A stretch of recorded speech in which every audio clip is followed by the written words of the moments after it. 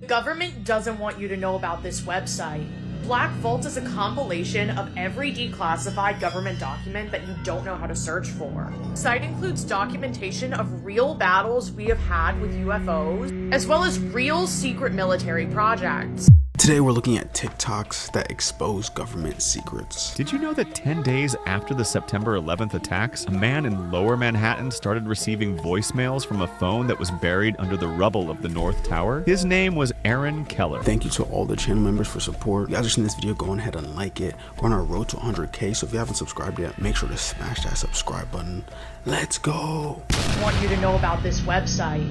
Black Vault is a compilation of every declassified government document that you don't know how to search for. The site includes documentation of real battles we have had with UFOs, as well as real secret military projects. Before this site was a thing, the public didn't really look at these documents. The thing is, you are able to request documents from the government. There's a thing called the Freedom of Information Act, but you have to know what to request. And the person who runs this site, his name is John Greenwald, he knows what to request. So based on all of the documents on this website, which are very real, you can double check if you don't believe me. We know for a fact aliens do exist. The site also has JFK's assassination and more information on that. But like all of the documents on the site were once kept secret, and the website doesn't try to tell you what they mean or interpret them. They're just there for you to read. Some of this information is just really interesting to go through and read. This isn't a hidden website, it's open to the public. There's like a whole thing on the White House dog, and there was a big scandal. This video I made has a ton of information about it. The channel is the same name as my username here. 37% of teenage girls between 13 and 15 were exposed to unwanted nudity in a week on Instagram. You knew about it. Who did you fire? I'm not going to answer that. You didn't fire anybody. You didn't take any significant action. It's appropriate to talk about, It's not appropriate. Do you know who's sitting behind you? You've got families from across the nation whose children are either severely harmed or gone. And you don't think it's appropriate to talk about steps that you took? Have you apologized to the victims? Would you like to do so now? Well, they're here. You're on national television. Would you like now to apologize to the victims who have been harmed by your product? Show them the pictures. Would you like to apologize for what you've done to these good people? At Area 51, when did things get weird? Like, at what point in time did you say, hey, this doesn't even seem like it's from this planet? In the demonstration of the reactor working, where it caught my attention, this is technology that doesn't even exist. What was it technologically? This was a small reactor about the size of a basketball on a metal plate, and when it was running, it produced a gravitational field of its own. Now, this is something that we can't do. We can't produce any gravity. The only way we get gravity is from large quantities of mass. But there's no machine we can have that turns on that makes gravity. Anyway, this device was producing that, and Barry said, almost like he was bragging, go ahead, try and touch the sphere, and I couldn't. It pushed my hands away, just like two like poles of a magnet.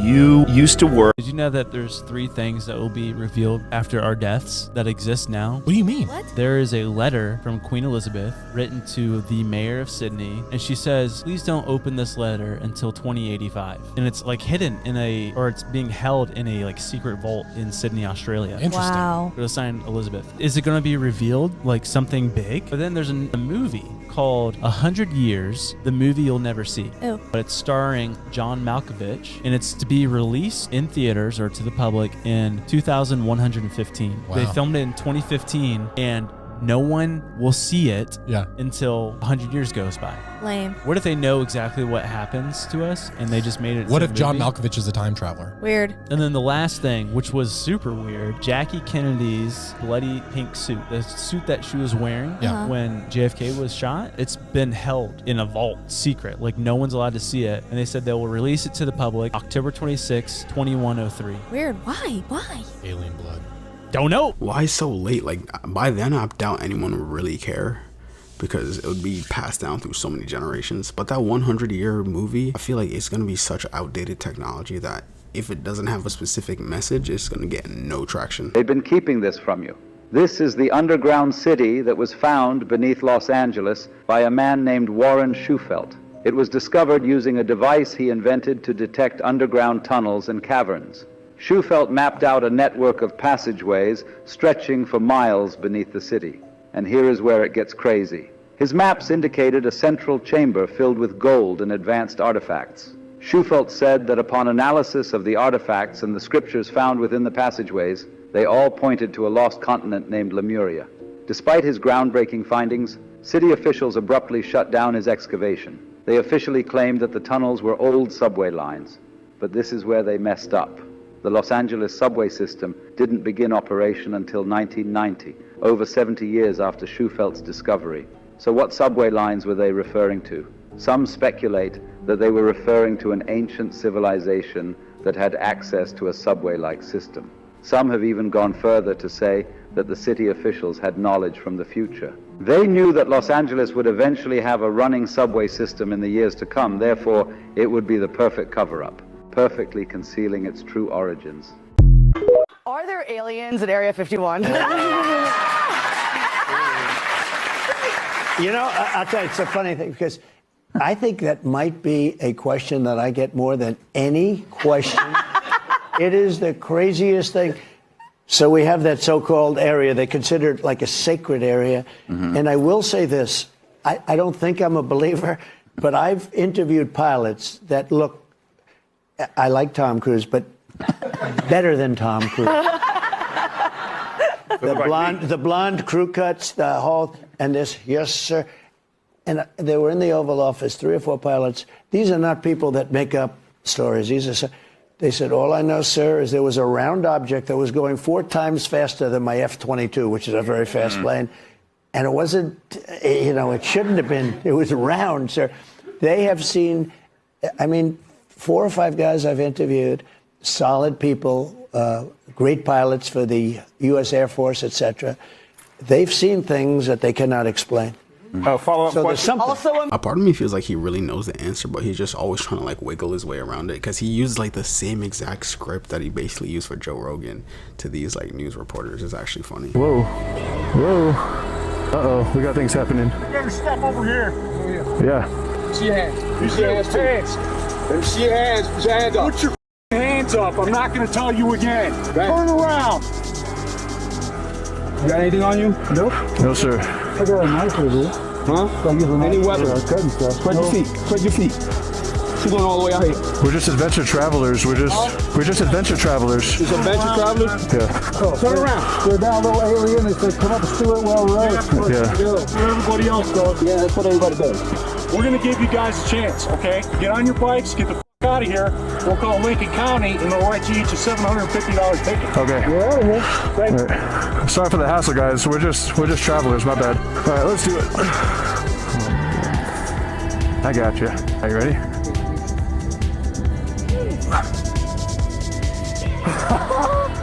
Oh my God! That was the most gnarly thing I'd ever been in. You know, these are the people who knew too much and were silenced. Michael Jackson, 25th of June, 2009. It said that Michael uncovered secrets about a dark network involving high-ranking politicians and minors. The official version states he died from an overdose while trying to sleep that night. But how credible is that explanation?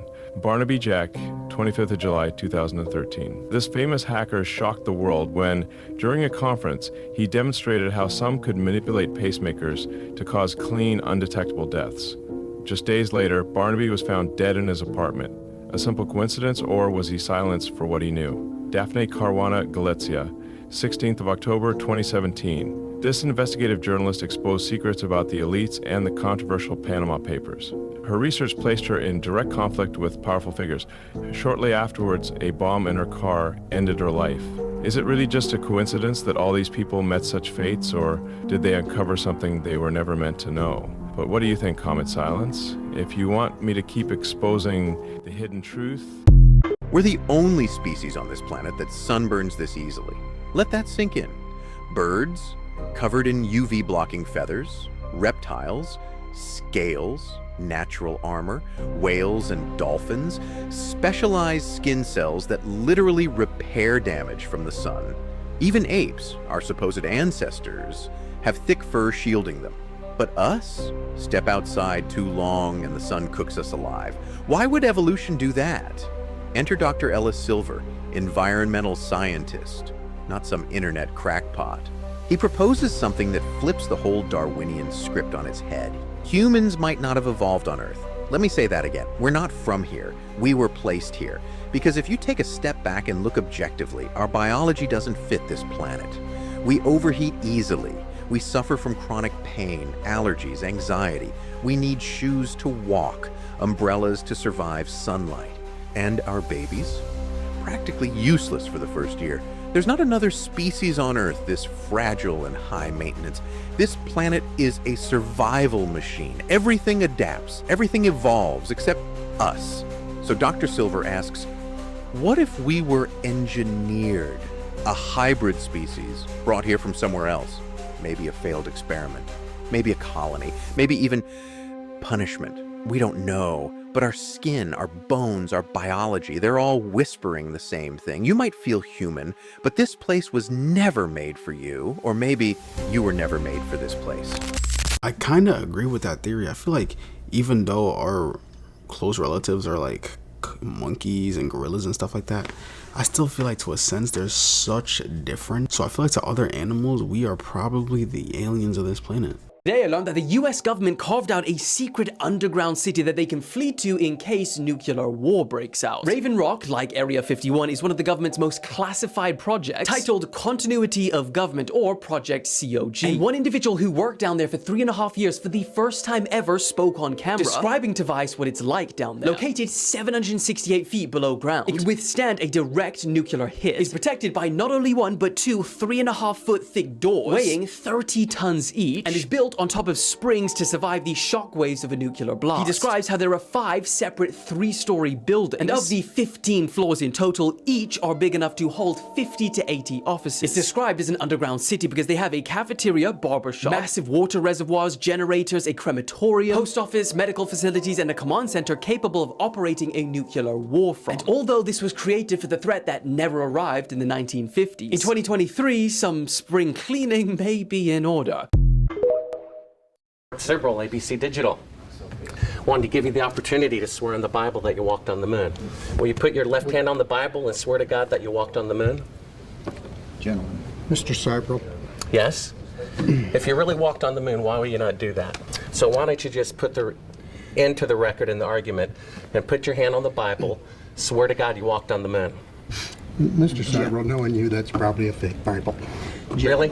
Well, no, it's a real Bible. You have the opportunity to have $5,000. The meeting is not open. Well, you have $5,000 cash. You can give it to charity if you swear on the Bible that you walked on the moon. Please I have give the it to tape. charity. It'd be fine. Why don't you swear to? Why not? Why won't you do it?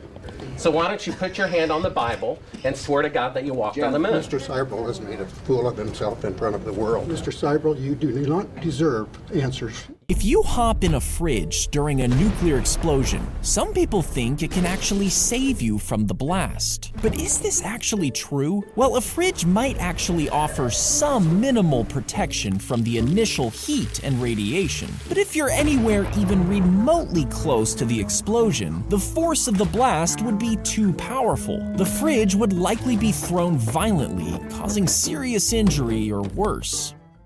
What were some of the things that were in the top? People who the government ordered to silence. Mark Smith studied Alzheimer's and seemed to have found a cure, but one day he was found deceased. Yoram Kaufman. Scientists who worked with him said he discovered water on Mars. One day it disappeared. People who the government ordered to silence. Drive Sebi found a cure for all diseases and was suddenly found deceased in police custody. Yoram Kaufman discovered water on Mars and was found deceased. Have you ever heard of Lockheed Martin? No. So Lockheed Martin is the main manufacturer for missiles, weapons in America. They are the company that gives the government all our weapons. Okay. They're supposedly saying that Lockheed Martin has like a special group where they go out and retrieve crashed UFOs. And what they do is they'll take it and then they re-engineer it to make their own What's also crazy is that the government don't know about it because they're afraid that if the government takes it, start running it up. So what they do is they keep it secret from the government. So they have their own military division, all that goes out and retrieves this stuff. And they also retrieve their own hovercrafts that they might have crashed. So imagine the best company that makes our weapons, what type of resources they have and what are they cooking up in that. They're like always 30 years ahead of us. At least 30 My years brother ahead. was telling me because he was in the Air Force. He was like, their masks that they put on in the aircraft since like 2007. Like when you're in the cockpit, it's a clear window, but when it goes in now, all the lines and all the stuff you see in games and stuff. Yeah. So you're not seeing the handle. Really? Yeah, when they're in jets. And that's why the jets cost so much money, is because of the technology in it. And That's that's also crazy. why whenever they crash a jet and stuff, they're supposed to destroy. Because they don't want the people getting the technology. Yeah, exactly. And re-engineering. Most Americans don't know about the land in the United States that was absolutely destroyed in California when they were testing nuclear bombs. It turns out this nuclear wasteland was once covered up by the government to seem like a luxury vacation spot for Hollywood's elite. A massive body of water was formed in 1905, known as the Salton Sea, when the Colorado River overflowed. Since a massive lake like this in the desert was hard to come by, a resort destination opened on the lake called Bombay Beach, which became an extremely popular spot for Hollywood's elite. There was very good fishing, many restaurants, marinas for boats, and everything you could wish for in a luxury lakeside town, but the good times could only last for so long. 15 years after Bombay Beach was formed, the US started testing nuclear bombs outside of this area during World War II, emitting many toxic particles onto the land. When it rained, these toxins would run off into the Salton Sea, contaminating the water. At first, nobody really noticed, nor did anyone even know that nukes were being tested around the area. But all of a sudden, massive herds of dead fish started washing up on shore. This became alarming to scientists. Studies were done on the water, where they found increasingly large amounts of salinity and nuclear toxins. At first, the US tried to play it off like everything was still fine at the Salton Sea, but then birds started dying all over the region from eating toxic fish, and many residents even said they could smell the chemicals in the air. Bombay Beach eventually became abandoned in the 1970s, once the water became so bad. Today, the lake is drying, which is making things even worse. When the wind comes through, it kicks all the toxins up into the air, infecting the nearby towns. Beneath New York would be a miniature version of the city. Air shafts would stretch up to the surface, pulling in fresh air, and a power grid hidden under the streets would keep it running. This could be used for extra housing once the city above ran out of space. But blasting out a hole this huge would be almost impossible. And even if we could, New York City would soon collapse into it, meaning the idea never took off. Underground cities. Former Bush administration official Catherine Fitz. She was just on Tucker Carlson's podcast, and she did this really deep dive. Basically, they uncovered of what they know of. There are 170 underground cities under the entirety of the U.S. and in the ocean that the U.S. has been building since 1988. With a total of what they found, they've spent over $21 trillion on underground systems and cities. They said that they use an energy source or energy technologies that the public has never been allowed to see. And it's all for the purpose of a potential extinction level event. You know, like for years now, people are like, what's that sound of like it sounds like trumpets in the air and stuff. They're actively drilling under the entire U.S. And that's what I think the sounds are. It's just literally the earth just shifting underneath their feet. That's creating this noise of these trumpet-like sounds. Why wouldn't they do it? They have the money, they have the resources, they have the land. But then here's the question, who's surviving? Yeah. Who's on these And lists? that's the thing. When this stuff gets out, if this thing were to be leaked, which it already has, people realize that. I mean, what are we going to do? We're not going to be on that list. People are going to lose their minds. Pressure, though, of having to make a decision for your family. They're like, let's just say it was like, you can come if you want. And it's like, you have to make a decision. We're telling you it's going to happen in like 30 days. Are you going to come with us or not? And you actually have to make that call. Ladies and gentlemen, America's enemies have just crossed the line. Iran's supreme leader, the Ayatollah himself, crawled out of hiding for the first time since our bunker busters smashed his precious nuclear sites. And what does he do? He goes on state TV, voice cracking, eyes are sunken in, and he threatens you. He threatens your city. He threatens your family right now. tonight, today, whenever you happen to be watching this video, guys, he says sleeper cells are here. He says revenge is coming for what President Trump just did to Iran's secret nuclear bunkers. And you know what President Trump said back? I'll tell you, he didn't flinch for a second, guys. He looked the world in the eye and he said, one more move and Iran is gone. No maybe, no we'll think about it, gone. But that's just the surface. Today, I'm going to go ahead and show you guys exactly what the Ayatollah's threat really means for you, for your family. The FBI is warning about sleeper cells on American soil, the ICE raids that just went down, and of course, the hidden sabotage that's shattered Iran's nuclear dreams when they expected it the least. So check this out.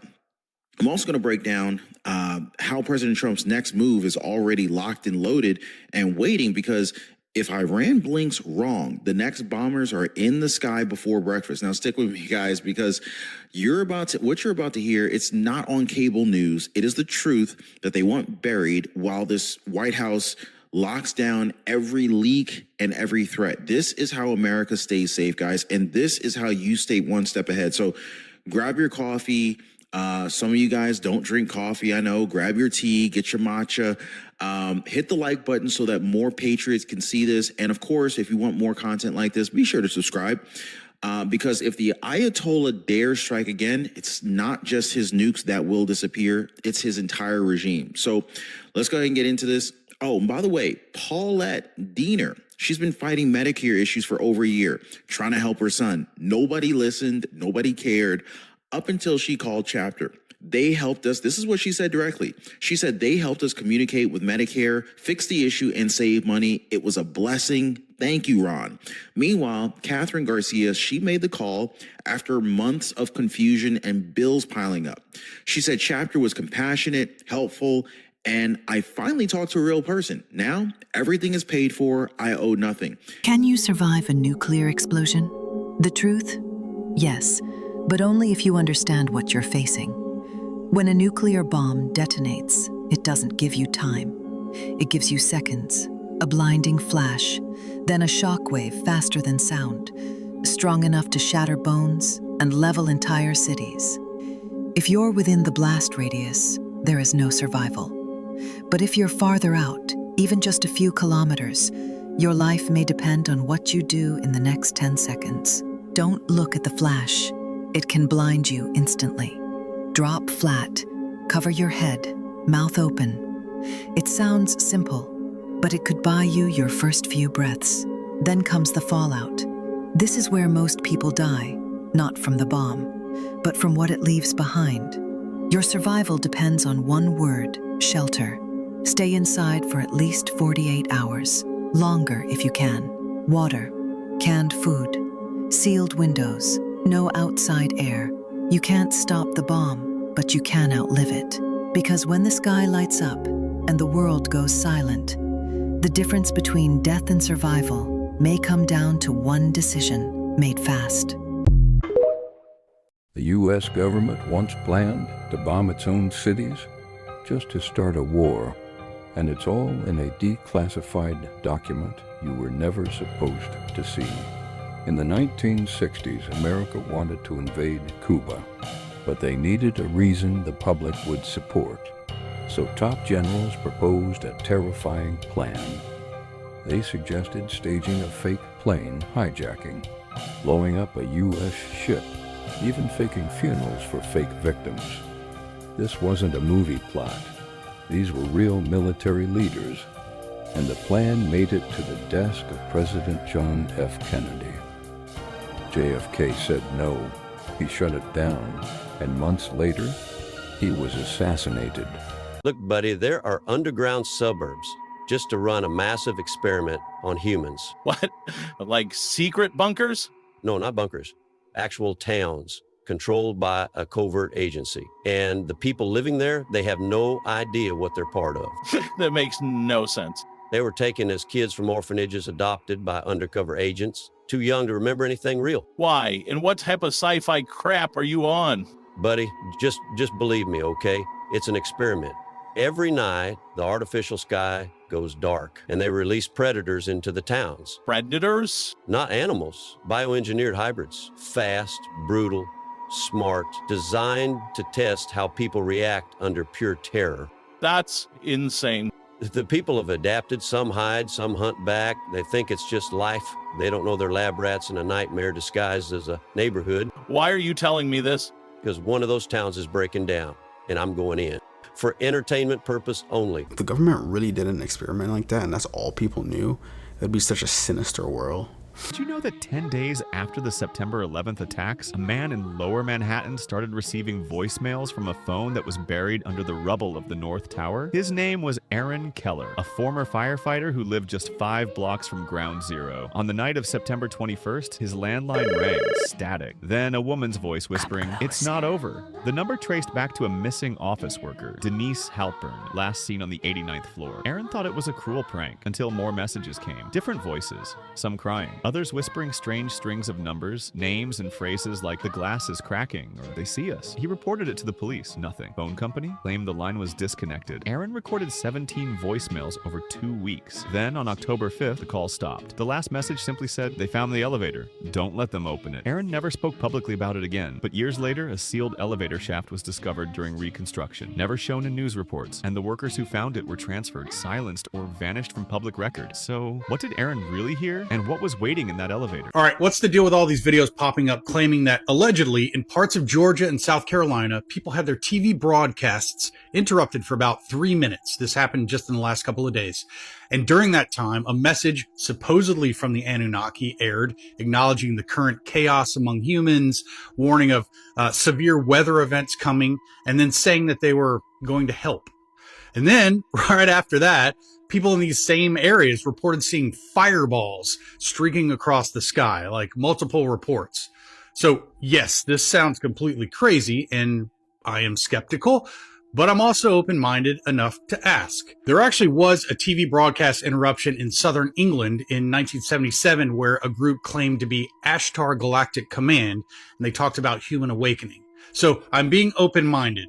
Was it something like that? Has anyone seen this alleged Anunnaki broadcast firsthand? Do you have video of it or know someone who does?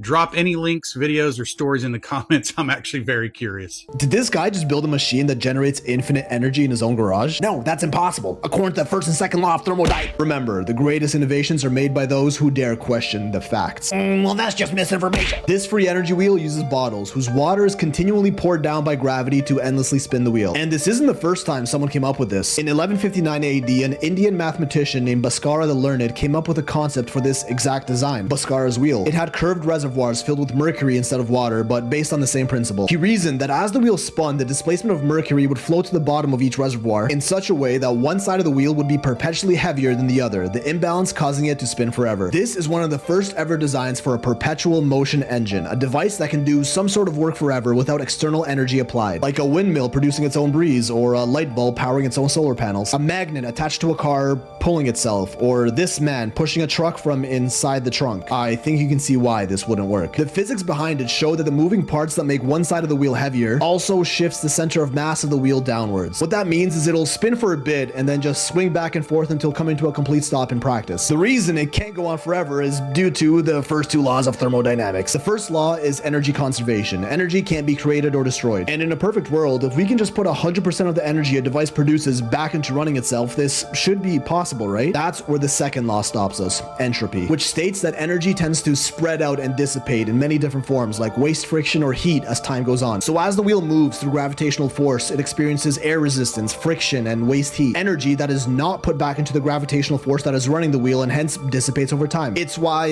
Newton's cradle doesn't go on forever, and why this wheel doesn't work. He even admits in his video that he had a battery in the wheel that kept it spinning. It's fake. But are there other designs for infinite energy engines out there that have been suppressed from the public? Inventors have tried over the generations to come up with the perfect perpetual motion machine, several variations of the original wheel, and even other creative ideas. And some of them actually kind of work. The first one ever made predates even Bhaskara, with Greek mathematician Archimedes in 200 BC, who discovered the displacement of water in his bathtub as he went inside it, allegedly inventing the word eureka at the same time. Obvious today, but this was a huge discovery back then. The Archimedes principle, which they tried to use to build the first ever perpetual motion engine in history. The Archimedes sphere was a round chamber with water and a buoyant ball attached to a metal rod inside. The metal rod drags the ball down down and the ball pushes itself out of the water from buoyancy. I won't bore you with the math, but the calculations show that you could just spin this once and it'll go on forever due to Archimedes' principle. And in theory, it should, if it wasn't for pesky friction of the water on the glass and the waste heat of the spinning rod getting in the way. That leave the device as waste energy until it comes to a complete stop. But science didn't give up. We're gonna find a way to make this perpetual motion engine if it's the last thing we do. Like everyone's favorite mad scientist Nikola Tesla, who actually patented an unlimited energy machine in 1901 called the apparatus for the utilization of radiant energy, made from an antenna that you could make from plywood, a sheet of foil, copper wires, and a capacitor to store the energy. The antenna should be placed up high, like on a roof, connected to the capacitor and grounded. The capacitor should charge up slowly from the luminiferous ether, electromagnetic waves from solar radiation, cosmic rays, and Earth's magnetic poles. And it works, confirmed by many tests done online. It technically uses external energy to power itself, so not exactly perpetual, but did we just solve our world's energy crisis? Yeah, but you'd need a whole day of power just to charge your phone with an antenna the size of a football field. So not practical whatsoever, as we'd run out of space fast, but still cool, we're making progress. More recently, in 2021, German scientists demonstrated the use of what they called time crystals, a microscopic system of quantum particles that change state over time and can in fact theoretically go on like this forever. They don't generate energy, but also don't lose any either from expected friction or heat, which is huge for an object doing work. The main obstacle to perpetual motion were systems losing energy when doing work over time.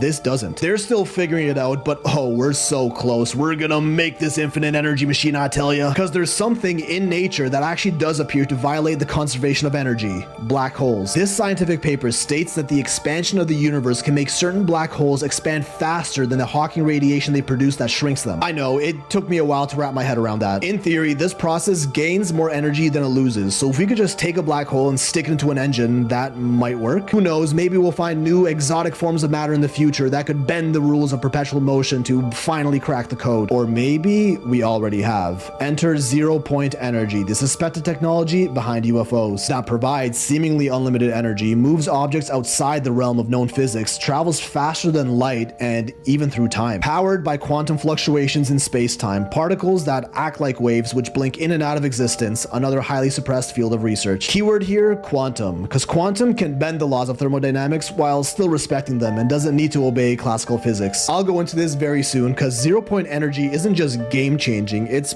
reality-changing. Yeah, it's crazy. I've heard that like Nikola Tesla was also trying to have everyone have free energy, like free electricity.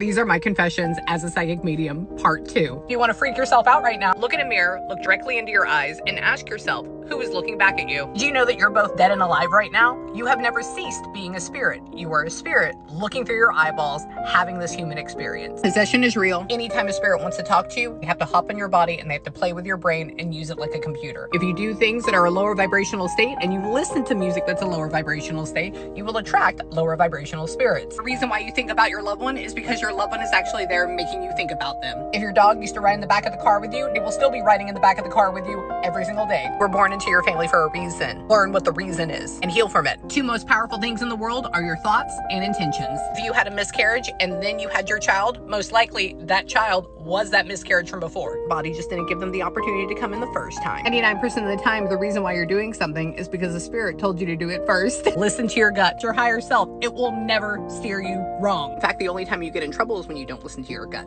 So listen to it. Take your family out of the closet. If you got your family member cremated, put them out. Put a picture in front of them. Remember, your thoughts, your feelings, your emotions, they're all connection. And so if you shove them away and never think about them, connection is not as strong. Somebody passes away unexpectedly, like let's say of a heart attack or an aneurysm, a lot of times they will hang around that place for a few days until they decide that they want to move into the light. So if you feel them around in the middle of the night, it's because they are. If you decide to change the will after they passed, or you did some shady stuff while they were having memory care issues, remember, they will know in the afterlife and your karma will come back tenfold. And if it's not when you're alive, it will happen when you're dead. Be kind to everybody because you were them in another life. So you're actually just being mean to yourself. So does this man look familiar to you guys at all? Well, if you recognize him or have seen him in your dreams before, you are not alone. You might be experiencing this phenomenon with tens of thousands of other people. So in January of 2006, a pretty well-known psychiatrist in New York City started seeing a patient who said that she was dreaming of a man who she had never met. While the client described what this man looked like, the therapist took a sketch, which eerily turned out looking something like this.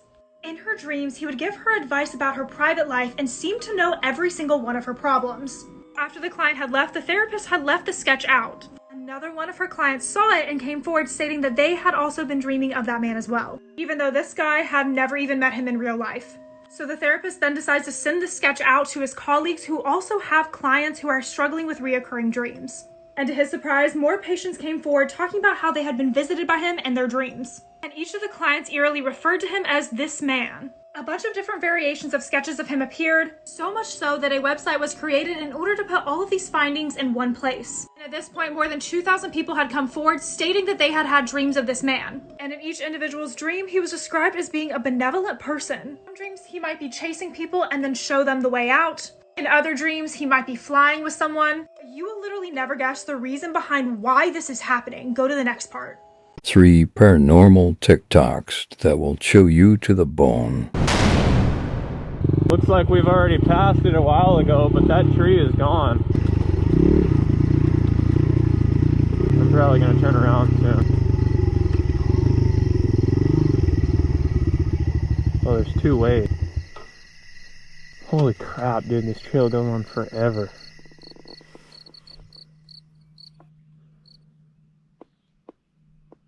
It just got really quiet really fast.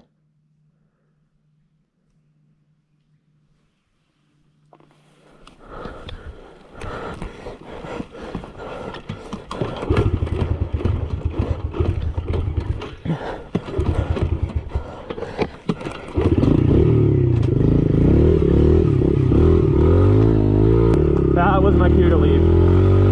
What was this? At the end of this video, I'll add the photo for context to anyone that's seeing this and hasn't seen the first video. I'm home alone, just me and my daughter, and someone took a picture of me in my bed at 2 o'clock in the morning, just super terrifying. Right now, I'm staying at a buddy's house in his guest room. We're too spooked to stay at my house. It's just too creepy. Even though I did search the whole house, there's definitely no one there. And I made a police report. They didn't really seem super interested, but anyways, here's the photo. I made sure to screenshot it so you can see what time it was taken. It's at 2:34 in the morning. As you can see, there's no way that my daughter could have taken it. And there was no one else at my house. Yeah, the way that the photo looks is just super creepy, and it looks like someone was standing on my bed, which is also super creepy. There's something under there.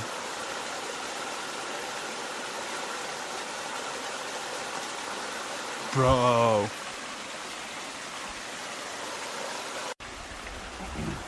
Dude, please don't go down there. Oh my gosh. Dude, hold on. Let me go first. Let me go first.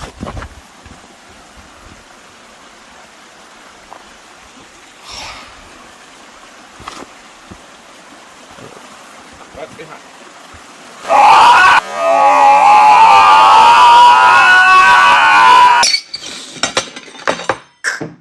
Ben? Yep. Dylan? Guten Tag, Miss. Casey? And King Henry VIII was King Henry the VIII? More like King Henry, he ate! Guys? No. That's when the other pulse comes in. And so he was going down this slope, and that's when he did it. Now, when he goes down that...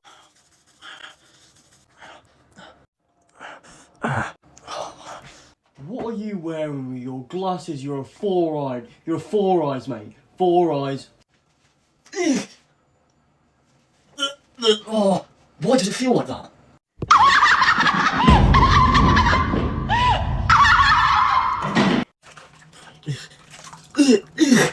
Oh, that's disgusting.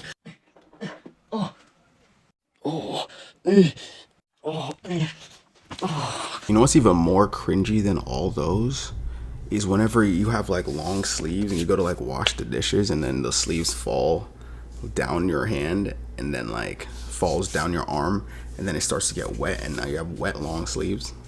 Yeah, that's pretty cringy. Creepy facts that will give 99% of you chills, part 1. If you ever get your head decapitated, you actually won't die immediately, because a human head remains conscious for around 20 seconds after being decapitated. If you're a righty and you wish you were a lefty, this will change your mind. Left-handed people actually die 3 years earlier than right-handed people. If you wake up from sleeping in the middle of the night, this means that your brain alerted you that someone or something is watching you. So next time you wake up in the middle of the night, a ghost could be watching you. You should always be careful who you walk by, because the average person walks past a murderer at least 36 times in their life. Creepy facts that will give 99% of you chills, part 5. If humans killed each other at the same rate that we kill animals, then we would be extinct in 17 days. This is interesting, but also very chilling. After the Pulse nightclub shooting, when the cops were investigating, there were countless phones ringing next to the victims' dead bodies, and it was their loved ones and friends calling them, hoping they would answer and say that they're okay. According to the FBI, over 40% of murders go unsolved, meaning if you get killed, there's a pretty good chance that the person that killed you will never spend a day in jail. If you live to become the oldest person alive, this means the entire human population has been replaced in your lifetime except for you. Humans have enough bite power to bite off their own finger, the bone and all. But the only thing stopping us is our brain's natural safety factor. Now don't get any ideas to go try this, because you will be missing a finger. Spine-chilling videos that will keep you up at night. Part 1. A girl named Kiana posted a Facebook message that terrified the world back in 2015. She wrote, "I took the picture on the left and realized there was a face in the background. People said it was my younger sibling, but it wasn't. Here's the picture that she took. If you aren't able to see what's inside of the circle, let me enhance that for you." It doesn't just end there. Kiana then takes a video of her petting her cat, and what happens next will literally give you chills.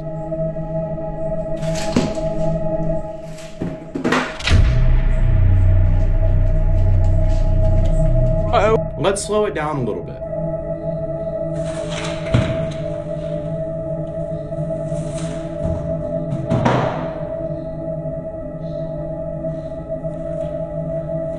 If you guys want to see more videos like this, make sure to click that like, click that follow button, and I will see you guys tomorrow with a brand new video. I want it to end. I want it to end. I want it to end. Please. I want the eyes gone. Stop watching me. Stop controlling me. Kill me. Kill me. Kill me. Attention movie lovers, if you see my popcorn flying in the air, please don't be startled. Thank you. Daddy's home. Daddy's here. It's okay. Because Daddy's here. What's wrong? I'm just a small bean. Small beans unite! Ooh woo! Hi, Baka. What in the Five Nights at Freddy's are you even talking about? I like chalky milk. M'lady? What are you doing? When you gagging. Yeah, he call me big purr. Come make the purr. The SRT makers get wet playing it. These are facts that will make you rethink life. Up first, did you know that dolphins cut off the head of smaller fish and then use their body for masturbation? This is pretty gross and funny, and I didn't know dolphins were demons like this. Next up, since jellyfish are 98% water, if they are left in the sun for too long, they will evaporate. Just imagine watching a jellyfish evaporate right before your eyes. Next up, a mild electric shock to a person's brain can actually improve their math skills up to 6 months. So if you're struggling in math, just give yourself a little electric shock to your brain. I don't think that's a risk I'm willing to take, if I'm being honest. Undeniable evidence that we have been purposely misled and lied to about the origins of humanity and our history. Whoa.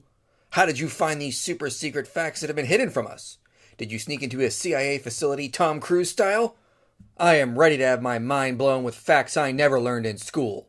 It doesn't take a rocket scientist to figure out that the education system left out some of the wisest people in our history, such as Nikola Tesla, the greatest inventor of all time. I learned about Nikola Tesla in high school. In fact, I just Googled science textbook for high schoolers, and the first one I found mentions Nikola Tesla. And also some of the wisest societies of all times, like the Egyptians. I learned about ancient Egypt in high school. Where did you go to school? Because I can find Egypt mentioned in several history books for students. Like, why were the emerald tablets of Thoth left out of our history books? If you don't know, Thoth was the Egyptian god of wisdom, and he made the emerald tablets, which is 42 documents written in cryptic hermetic text. Because they don't exist. They were made up by Maurice Doreal, who claimed he went to Egypt, claimed he found emerald tablets, and then claimed he translated them with the help of Thoth. The only problem is he never produced these tablets, and the reason why this isn't in history books is because Doreal is a charlatan who couldn't fool actual historians. Crazy old Maurice.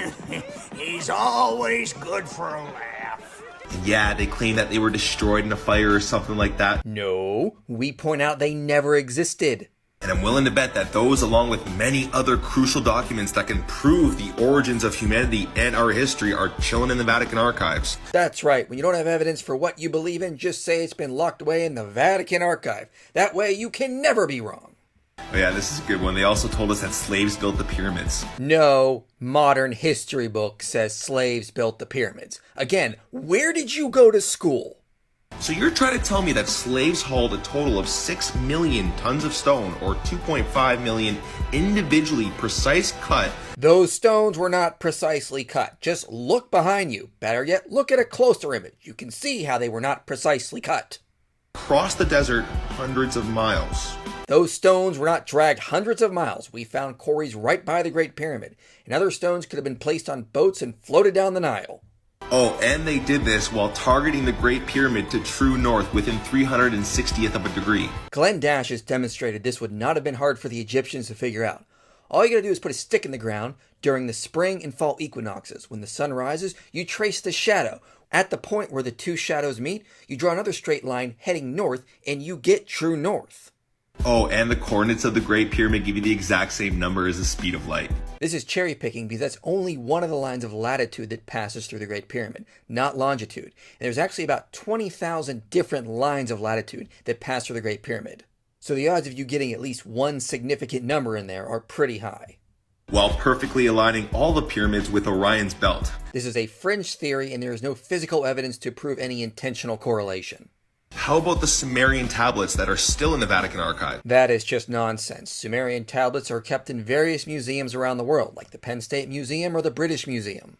Now, I'm not going to go too deep on this. Sir, there has been no depth in your video thus far. But the Sumerian tablets literally hold all the keys and information about the real origins of humanity. I don't know if anyone's told you, but many translations of Sumerian tablets already exist online. And I can assure you, they do not contain the secrets of humanity's origins. This is a significant piece of our history, and it's been purposely left out of our history books. Have you used the internet? You can find numerous translations of Sumerian tablets available for free. Nobody's hiding anything. And this is literally just scratching the surface on things that we were purposely not taught about, like giants, extraterrestrials, dragons. Do a little research, it'll blow your mind. I don't think I've ever found a more perfect example of irony. Some trippy thoughts to think about. What if when you die, someone takes the VR headset off your face and asks, how was it? Well, based off of all the metaverse TikToks that we've been watching, I wouldn't even doubt that.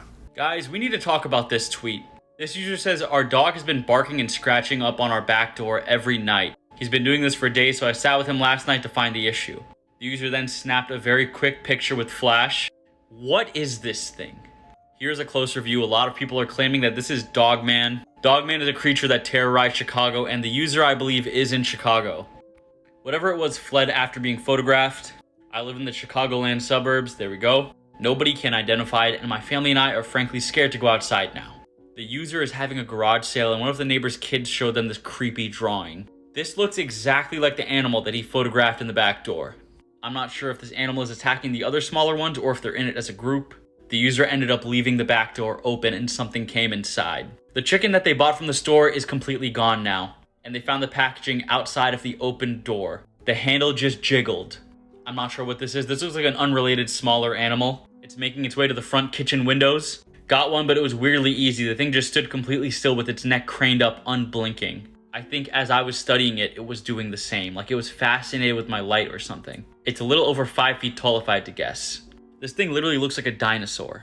There was noise coming from the front yard, but that stopped very quickly. And they still have no idea what this thing is. There's a lot of noise coming from outside by the kitchen bushes. The user decides to record, and the sound is very scary.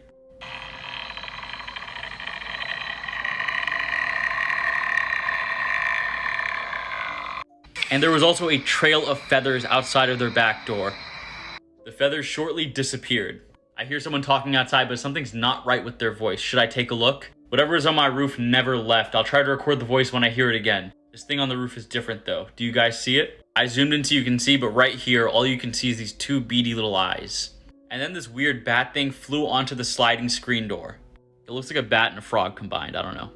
Apparently someone lost their foot and it was on the sidewalk because of this dinosaur monster. And then the animal starts talking to the user. The animal's talking to me. I think he's trying to get me to come outside.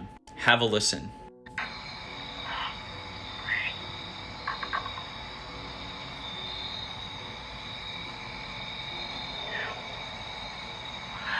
The user decides he is not going anywhere. Animal update. My heart sank to the floor. There's 100% at least 2 of these larger animals. Apparently there's one by the kitchen and one by the family room. They're both outside of the window. I'm not leaving the basement till day breaks, which is a great idea. But their charger is upstairs. And doorknobs are being jiggled in different locations of the house. They also heard glass shattering upstairs. And luckily, they escaped. They opened a window and went down, waited everything out in the car, and charged their phone while they were at it. Even his neighbors are having weird things happen. There's the weirdest looking animal thing in there. It's apparently some sort of shy monster. It's not really doing anything. But apparently, it unalived the bird. Whatever that was made this giant dinosaur thing go extinct again. It's dark outside and the animal screaming is back, but it's a new strange noise. The user's last update was, I just woke up, something feels off about this house. I'm not alone, I hear footsteps. Let me know what you guys think about this story in the comment section below, what you think is going on. And if you like that story, follow this user and read the whole thing on Twitter. This is a great little fictional story for you guys to read. It's very well done and pretty scary. Videos that will give you chills.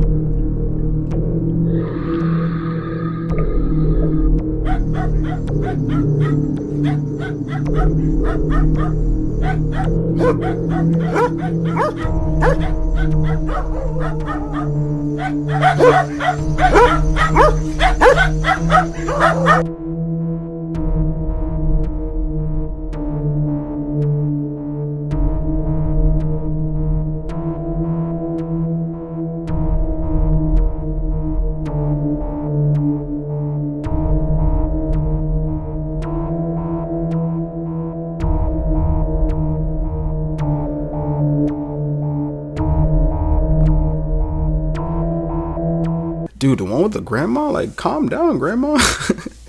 We're in 2025. You don't need to be saying all that. Adrian, explain our friend group. We are Ohio. In Ohio. Oh, in Ohio. 4 fucking seconds! It took you 4 seconds to piss me off again! God damn it, I'm leaving. Into the thick of it. Into the thick of it. Into the thick of it. Ugh. As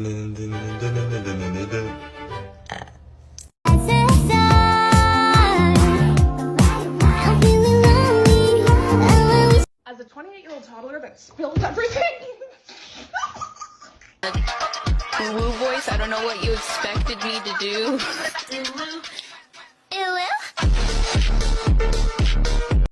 They, them, energy. They, them, energy.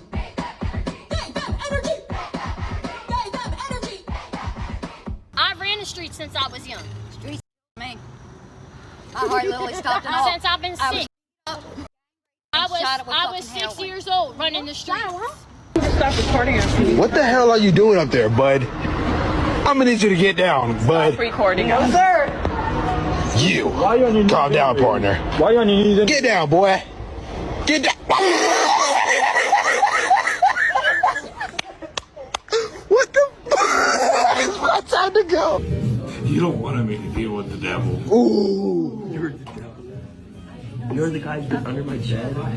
Remember, they stand behind me, I protect them. They stand next to me, I defend them. Stand against me, I show no mercy. I'm so sorry.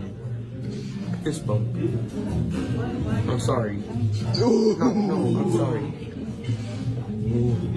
Talking a woo voice. I don't know what you expected me to do. It's time. Spooky, spooky haircut. Spooky, spooky haircut. Spooky, spooky haircut. Spooky, spooky haircut. Honestly, I might never put cringe videos in my videos ever again, dude. Because sometimes I'll be watching them. Some of them be funny and cringy, and some of them just get me mad. I'm just like, dude, what am I watching? Here are some shower thoughts that will make you question everything. What if our phobias are based on how we passed away in our past life? What if the whole Earth is like the uncontacted tribe in the Indian Ocean and the whole galaxy knows we're here? We're just like, we'll leave them for now. But like we do with the tribe, we go and visit them to make sure they're okay every now and then. You won't know when, but one day you'll be the next person in the whole of humanity to die. That puts shit into perspective. What if the light at the end of the tunnel are hospital lights and you are being reborn? Say forwards or back, your lips move in that direction. You're trying it, aren't you? It's been 100% confirmed that aliens visited the moon on July 20th, 1969. Think about it. I need to go lie down. If any of these made you go, what the fuck, then share it. If she ever asks you this one question, always say no.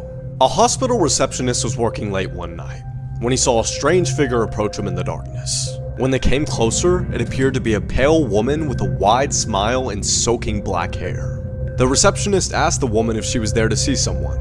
She simply nodded and said, "Do you reject the Trinity?" He replied, "I'm sorry." She then slowly backed away and left. A few hours passed, and a little girl came to his desk from her hospital room. He asked her if she was feeling alright, and she said that she did not like the new nurse. He said, "Sweetie, what do you mean?" And she told him that the nurse was asking all the children the same question, and they were all chanting yes, yes, but she was too afraid to answer. The man then sprinted to the hallway where the children were staying, and none of them were to be found. The hospital then went into lockdown, and the only remains of the children were their clothes. Any of those YouTube videos, if I'm being honest. I remember there's this one that we watched the other day where like, I think it was like such a weird clip. I don't remember, like, there's this really weird clip we watched the other day that reminded me of that first one that they showed with that girl looking like the mannequin. It was like such a creepy clip. I think one of the sounds they made was like, "Oh no, oh no, no, no, no." I was like, I'm not watching that. These are real human brains, and they came from individuals who directly consented to donate their body to science after death. The brain is connected to this long tail called your spinal cord. Messages travel up and down the spinal cord at over 250 miles per hour. The spinal cord is protected by the vertebrae in your backbone. These yellow things represent nerves branching off your spinal cord. This is called the dura. It's a connective tissue that surrounds your brain and spinal cord and helps protect your central nervous system. The human brain is divided into two halves, and each half contains 4 lobes. The frontal lobe is responsible for higher level thinking and voluntary movement. The parietal lobe processes sensory information like taste and touch. The occipital lobe is primarily responsible for vision, and the temporal lobe is responsible for processing hearing. This part on the back of the brain is called the cerebellum. The cerebellum helps you stay balanced and also assists in fine motor activity. Finally, teenage brains are not fully developed. The human brain reaches full maturity around age 25. Now you know.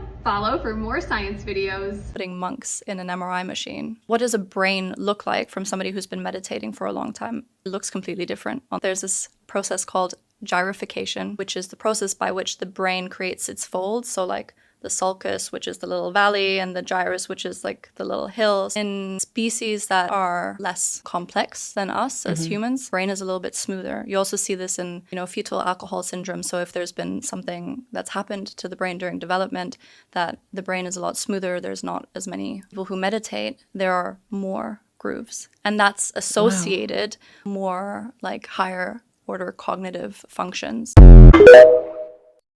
The brain, your body's command center. It controls your thoughts, emotions, movements, and memories. all while running automatically to keep you alive. Every second, billions of neurons fire, creating electrical signals that allow you to think, move, and feel. The brain's different regions work together seamlessly. The frontal lobe for decision-making, the cerebellum for coordination, and the hippocampus for memory. But factors like stress, poor diet, lack of sleep, or injury can disrupt its function, affecting your focus, mood, and overall health. The good news? You can protect and strengthen your brain. Eat brain-boosting foods, stay physically active, get quality sleep, and challenge your mind with learning and puzzles.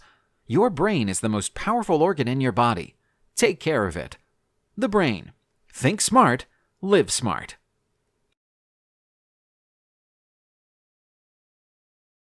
Nothing happens in the body except it first takes place in the mind.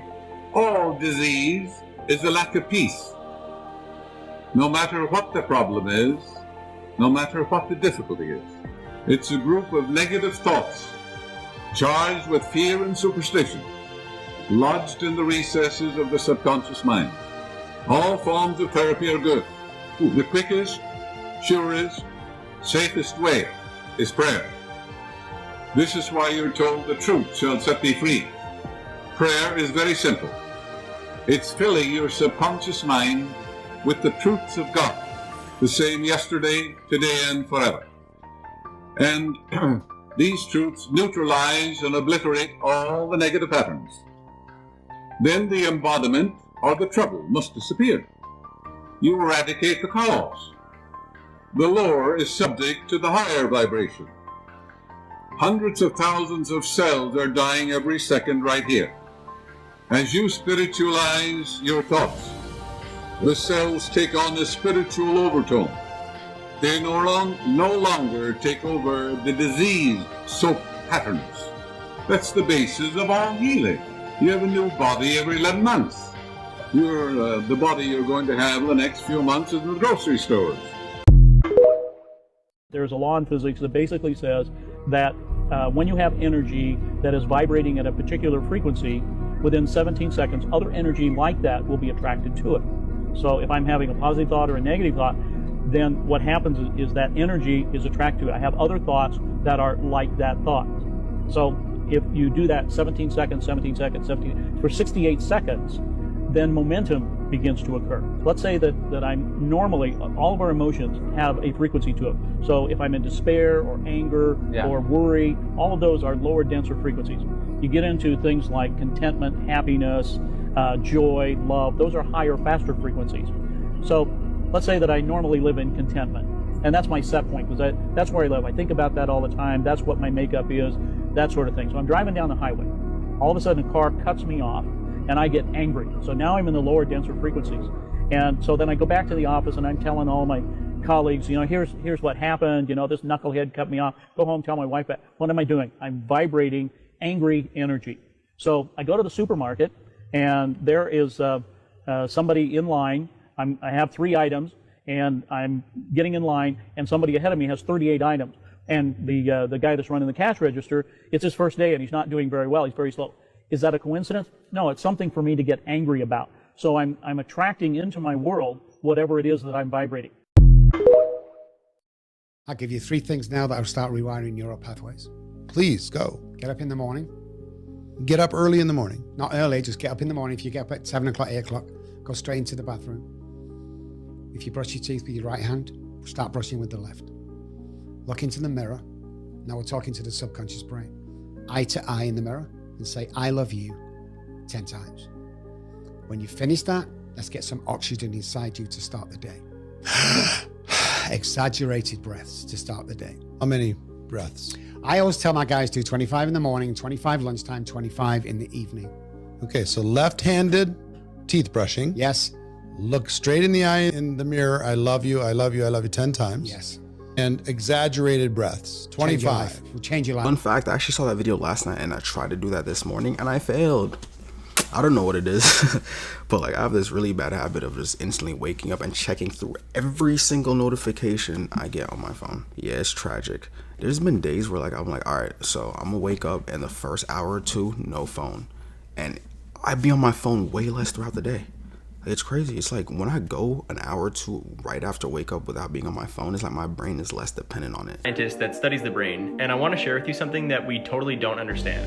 The brain can process tons of different information. Everything you see, whatever you hear, things that you smell. This is all pretty easy for the brain because these are just physical signals that your brain is detecting. But my crazy question is, when you close your eyes and you think of something random, go ahead and pause the video and do that. You just caused your own brain to activate in a random way that's associated with whatever you thought of. It wasn't reacting to a signal from your environment. It was responding to a request that originated within itself. So my question is, where in the brain is this request for randomness originating from? Physics came in, quantum physics. What's the relevance of quantum physics? Well, it said that invisible energy realm that was out there that we did not count and even talk about in medicine because it's just a physical body. It turns out our perception of what is physical is an illusion. There's nothing physical at all. It's all energy. If you look inside any part of your body with a microscope, so let's say your hand, and you look inside your hand, you find cells. You look inside the cells, you get your DNA in the center of the cell. You look inside the DNA, you find atoms. You look inside the atoms, there's nothing there. Well, there's protons, neutrons, electrons.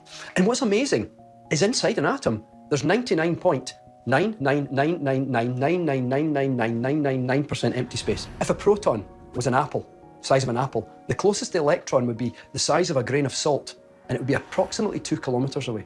Now that's how much space you would get, simple pi r squared. The particles themselves, they actually emerge in essentially out of what's called the quantum field, and ultimately you can think of particles as just waves of energy, just literally vibrations of energy. And I think it shifts your mind from thinking that something is seemingly solid and permanent, so perhaps something can change and something can be healed. Long, long time ago, the word spirit was what? Invisible moving forces that influence the physical realm. Quantum physics is taking us back to a time that said the invisible forces that we have been discounting in medicine turn out to be the primary forces that control everything. And I said, well, what do they include? Mind, consciousness, and this is why, if you want to come back to the supreme power over our biology, it's thought, the invisible energy from our mind that not only shapes our body, but shapes our relationship to the world in which we live. Your brain produces approximately 70,000 thoughts per day, which is around 2,900 thoughts per hour. It could also store up to 2.5 petabytes of information, which is equivalent to around 3 million hours of TV shows or 1 million high-resolution photos. The brain can generate up to 23 watts of energy, enough to power a light bulb. Despite making up only 2% of your body weight, the brain consumes around 20% of the body's energy. The brain contains approximately 100,000 miles of blood vessels, which supply it with nutrients and oxygen. Each neuron can have up to 10,000 connections to other neurons, resulting in as many as 1,000 trillion connections in the brain. The brain contains around 100 billion neurons and weighs approximately 3 pounds. The amygdala, which is the part of the brain responsible for emotions, can process information in just 20 milliseconds, which is faster than the time it takes for us to consciously perceive something. According to psychology, your mind is always searching for proof of what you believe. If you tell yourself that things are always going wrong, your brain will focus on every setback, every small inconvenience, and use them as evidence to confirm that narrative. It's not that life is objectively worse. It's that your brain is doing its job, seeking to reinforce the story you've chosen to tell. But here's the key. It works the other way too. If you start asking yourself, how can things get better? Or what good is happening in my life? Your brain will begin to look for those answers. It will seek out the small victories, the moments of growth, and the opportunities for change, gradually shifting your perception toward hope and possibility. This is confirmation bias at work, but it doesn't have to be negative. Your mind is simply doing what it's wired to do. Find evidence that supports the reality you believe in. So, be mindful of the story you're writing. The narrative you create shapes the lens through which you see your life. Be intentional about how you frame your experiences, because what you tell yourself today will be the world you see tomorrow. Dude, that is super true. A lot of people be coming to me sometimes like, dude, I can't do this or I can't do that. And I be telling them like, If you really think so, then you're right. You can't do it.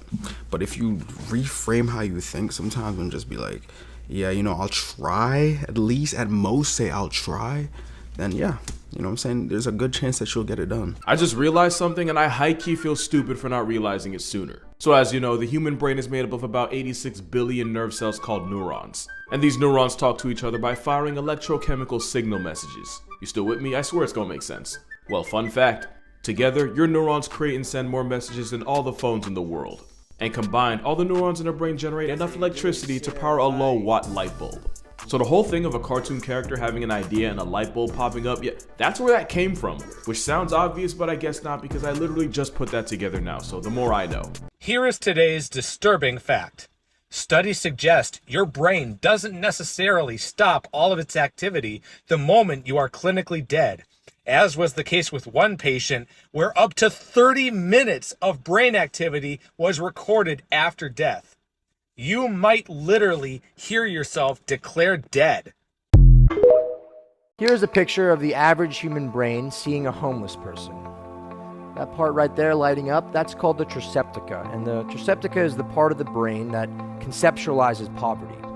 Okay? Now, let's take a look at my brain observing the same event. Anyone notice a difference?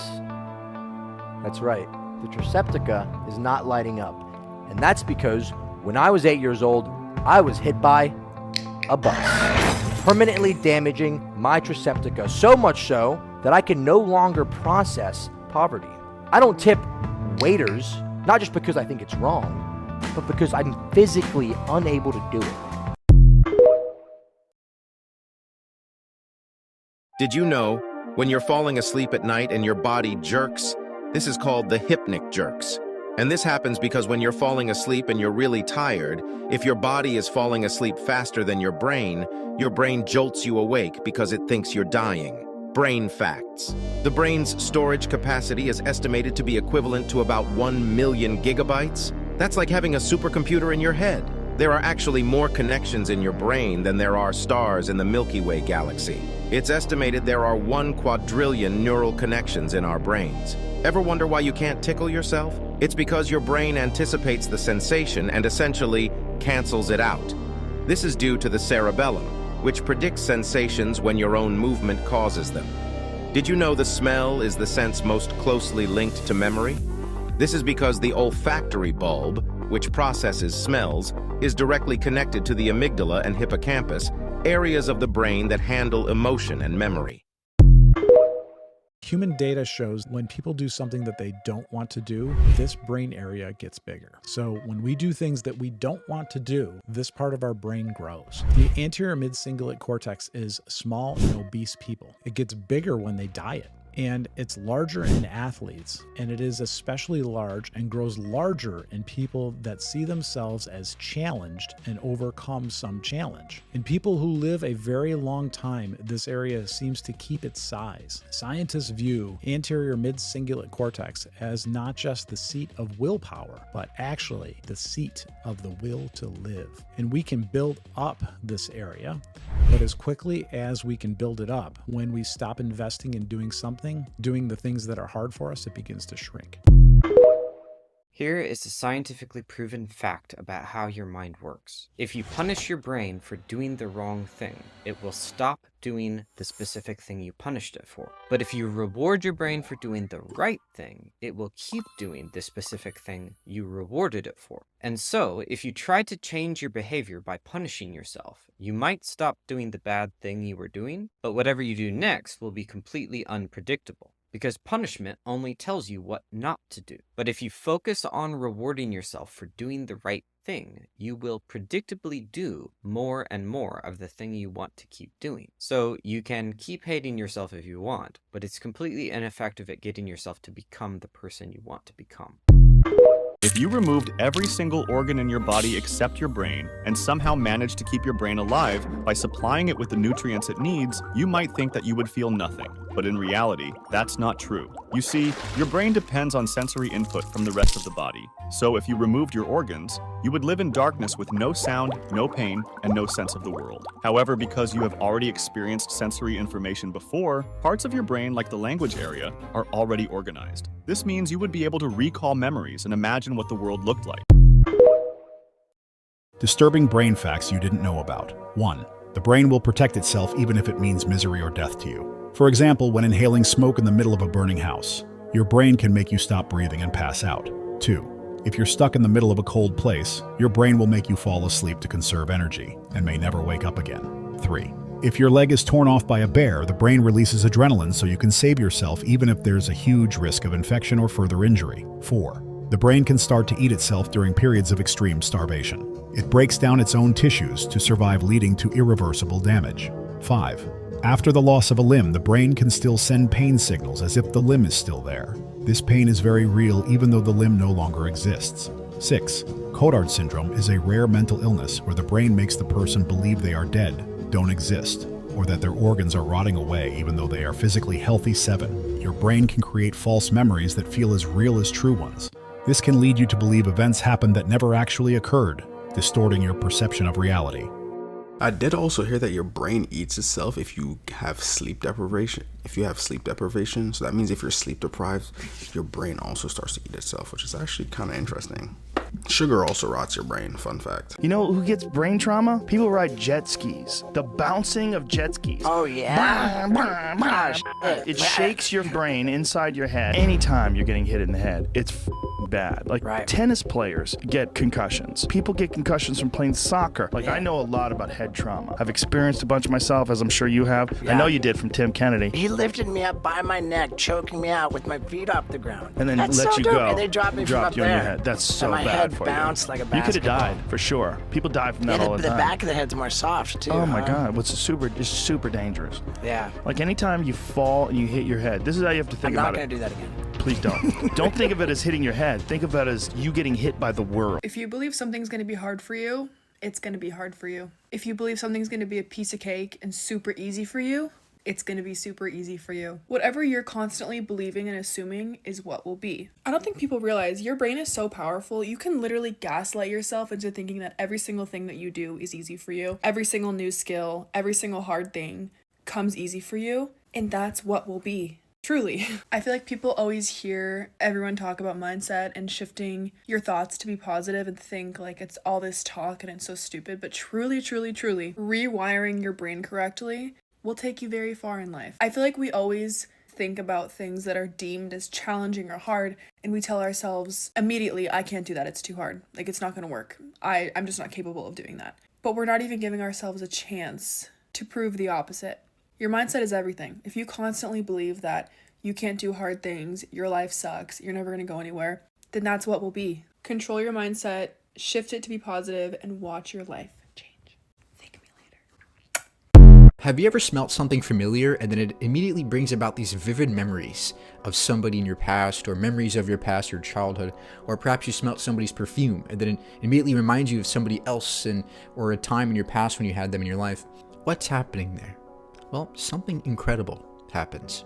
Molecules from the thing you're smelling go through the air, they travel up to your nose, or get trapped by mucus, and those molecules from the thing you're smelling bind to neurons or receptors in your nose, which then activates proteins in your neurons, which opens up ion channels, which lets in calcium ions and sodium ions, which then generates an electric impulse that gets sent through your neurons, your axons, through nerve endings in your head, into the brain, into parts like the amygdala, which processes emotions, or the hippocampus, which kind of generates memories, and the piriform cortex, which processes the smells itself. So that's how you smell things. Your brain itself is generating the smells by activating the particular neurons, sets or configurations of neurons called engrams in the brain, in different parts of the brain.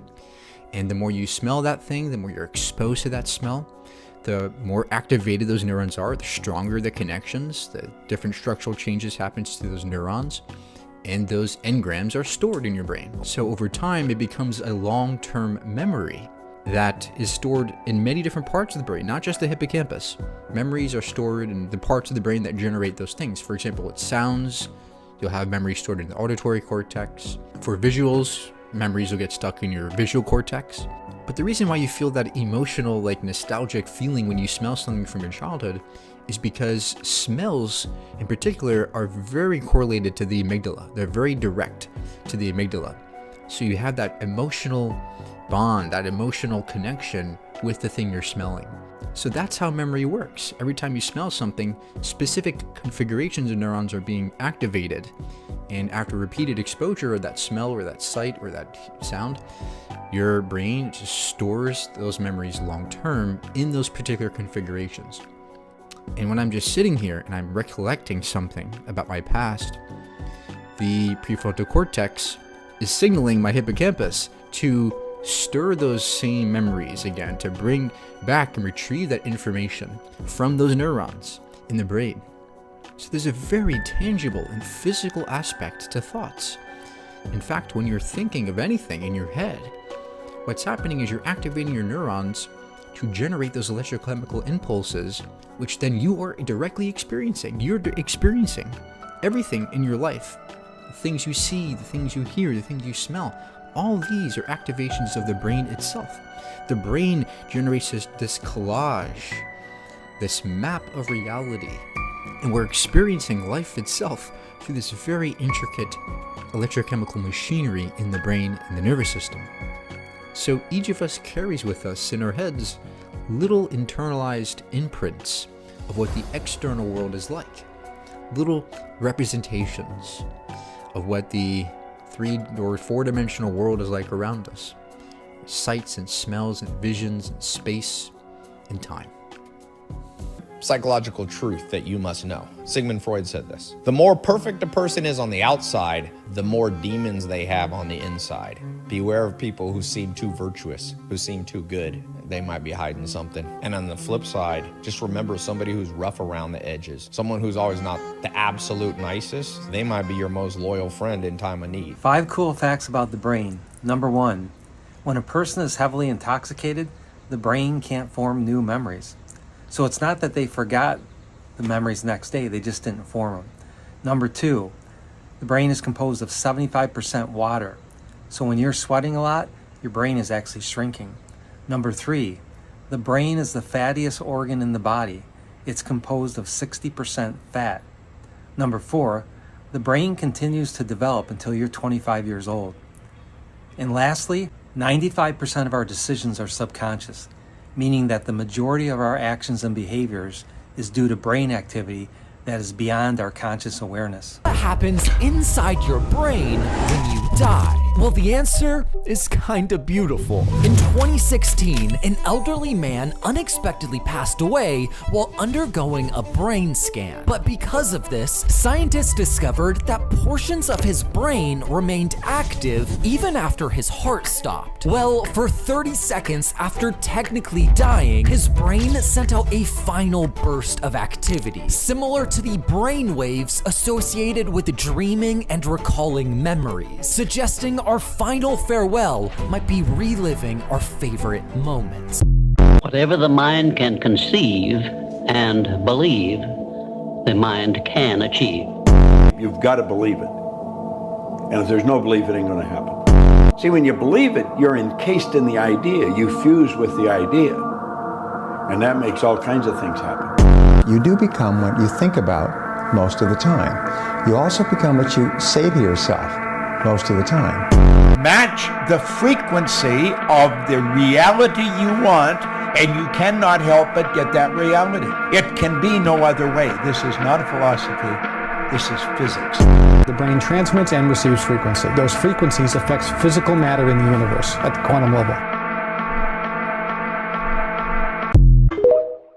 What what is the one spy trick you would teach everyone that they can use instantly? The most important spy trick to change everything immediately is something called perception versus perspective. We all look at the world through our own perception. My dad used to tell me perception is reality. I was arguing this with him when I was 14 years old. I told you so, Dad, you're still wrong. But perception is your interpretation of the world around you. But it's unique only to you. There's no advantage in your perception. That's why so many people find themselves arguing all the time, trying to convince other people of their own perception. Perspective is observing the world from outside of yourself, or even more powerful, to sit in the seat of the person opposite you. When you shift places and get out of your own perception and into someone else's perspective, now you're thinking like them, which is giving you an informational advantage. But you know what they're all doing? Everyone else out there is trapped in their own perception. Just hours ago, a plane came down at London's Southend Airport shortly after takeoff. At the moment, we don't know a lot, including how many casualties there are, but we do know the plane was a Beechcraft B-200 Super King Air, and it was taking off from runway 05 at the time of the incident. This flight radar data shows the plane leave the ground and then immediately turn left shortly before crashing. It came down near the Rochford 100 Golf Club, and this video shows the perspective of golfers when they got the aftermath on camera. Like I said, beyond that, we don't know much. Follow for updates. Your brain is creating your reality. You'd fail at beginner tasks like walking, let alone advanced skills like ping pong, if your brain shows you what was really in front of you. Let's slow down time and see what happens when you try to hit this ball. The light passes from the ball to your eye in nanoseconds, but it then becomes electrical impulses that are only processed after 100 milliseconds. This means your brain can't show you where the ball is right now, only where it was. 100 milliseconds seems like nothing, but try and hit the speeding ball this way and you'd miss it every time. So instead, your brain takes its location, speed and direction and creates a fake ball. It also makes multiple predictions of where the ball will be, sending orders to your muscles for a range of scenarios, and ultimately decides on a single most likely future. By the time you see the ball and decide to hit it a certain way, your body has already hit it back. Even when it comes to your emotional reactions, your brain is constantly making predictions about reality. To find out what's really going on, watch our full video. One time I put into ChatGPT, if you were the devil, if you were Satan, how would you stop someone from being successful? And ChatGPT said, number one, I would fill their mind with doubt and fear. Number two, I would make them focus on instant gratification. Number three, I would surround them with negative influence. Number four, I would make sure that they remain comfortable. Number five, I would make them think that they had to plan everything. I would use procrastination as an advantage. Number six, I would erode their confidence. Number seven, I would make them focus externally, not internally. Number eight, I would give them poor habits. Number nine, I would remove the sense of urgency. So obviously, if that's what Satan would do to stop you, then all you have to do is reverse that. Wow, so your brain doesn't really know the difference between, say that again? Between something that happened in real life or something that you strongly visualize. So you could create enough of a visualization for yourself if you really were to powerfully start to focus on it and do that and build that ability to visualize something that your brain at one point would have to think it's so true that the world would meet you and put it into your life. I became obsessed with the power of the mind. Meditation, visualization, and just realizing how powerful our minds actually are, like how we really do paint our world with our thoughts and our level of self-belief. I've always visualized better. I always visualize good things. I always visualize victory, success, abundance. I visualized it all and it's all happening. You can create your life. You can manifest your life into something amazing that you want to do on this beautiful Monday. And I know what I want to do, and I'm doing it, and we are as well. Every dictatorship has one obsession, and that's it. So in ancient Rome, they gave the people bread and circuses. They kept the populace busy with entertainment. But other dictatorships use other strategies to control ideas, the knowledge. How do they do that? Lower education. They limit culture, censor information. They censor any means of individual expression. And it's important to remember this, that this is a pattern that repeats itself throughout history. Yeah, damn, those were some very powerful messages, you know what I'm saying? I feel like the big thing to take away from this whole video is that what you believe is most likely what possibly could happen in reality, you know what I'm saying? Like if you're in a mindset like good things happen to me, a lot of good things come my way, then 9 times out of 10 a lot of good things will come your way. But if you're in that negative mindset like, oh, this can never happen to me, this can never do, you know what I'm saying, then you're going to attract a lot of negative things. This is why you should never perform the Man in the Fields ritual. People say if you complete it, you will be granted peace for the rest of your life. But once you begin, the Man in the Fields begins with you. Before sunset, you need to find yourself an isolated house. You can use your own, but you need to have at least one field nearby. A backyard also works, but open space is key. He needs room to wait. The next step is that you need to prepare the house. And this is because he can use reflections to jump space. This means covering every single mirror one by one. You then have to go around and unplug every single electronic. Anything that could connect you to the outside world needs to be shut off. Then you need to lock every single door and window from the inside. These are your only barriers between you and him. Then you need to light a single candle. And this candle will be your only light for the entire night. You can't use flashlights, you can't use lamps, just this one single flame. If this flame goes out, you are in trouble. Now it's time to stand at your back door and look out at the field. At exactly 1 minute before sunset, you need to speak out loud. I'm aware of your presence and I welcome you into my home. Don't look away from the field. Don't blink for too long. You might see movement, but you might not. But whether you see him or not, he is here now. Now you've invited him in, and he will test you hour by hour. Here are the rules. Every hour, on the hour, you must walk through the entire home and physically check all the doors, all the windows, and any entry points that could have allowed him in. You must actually touch them and whisper, locked, safe.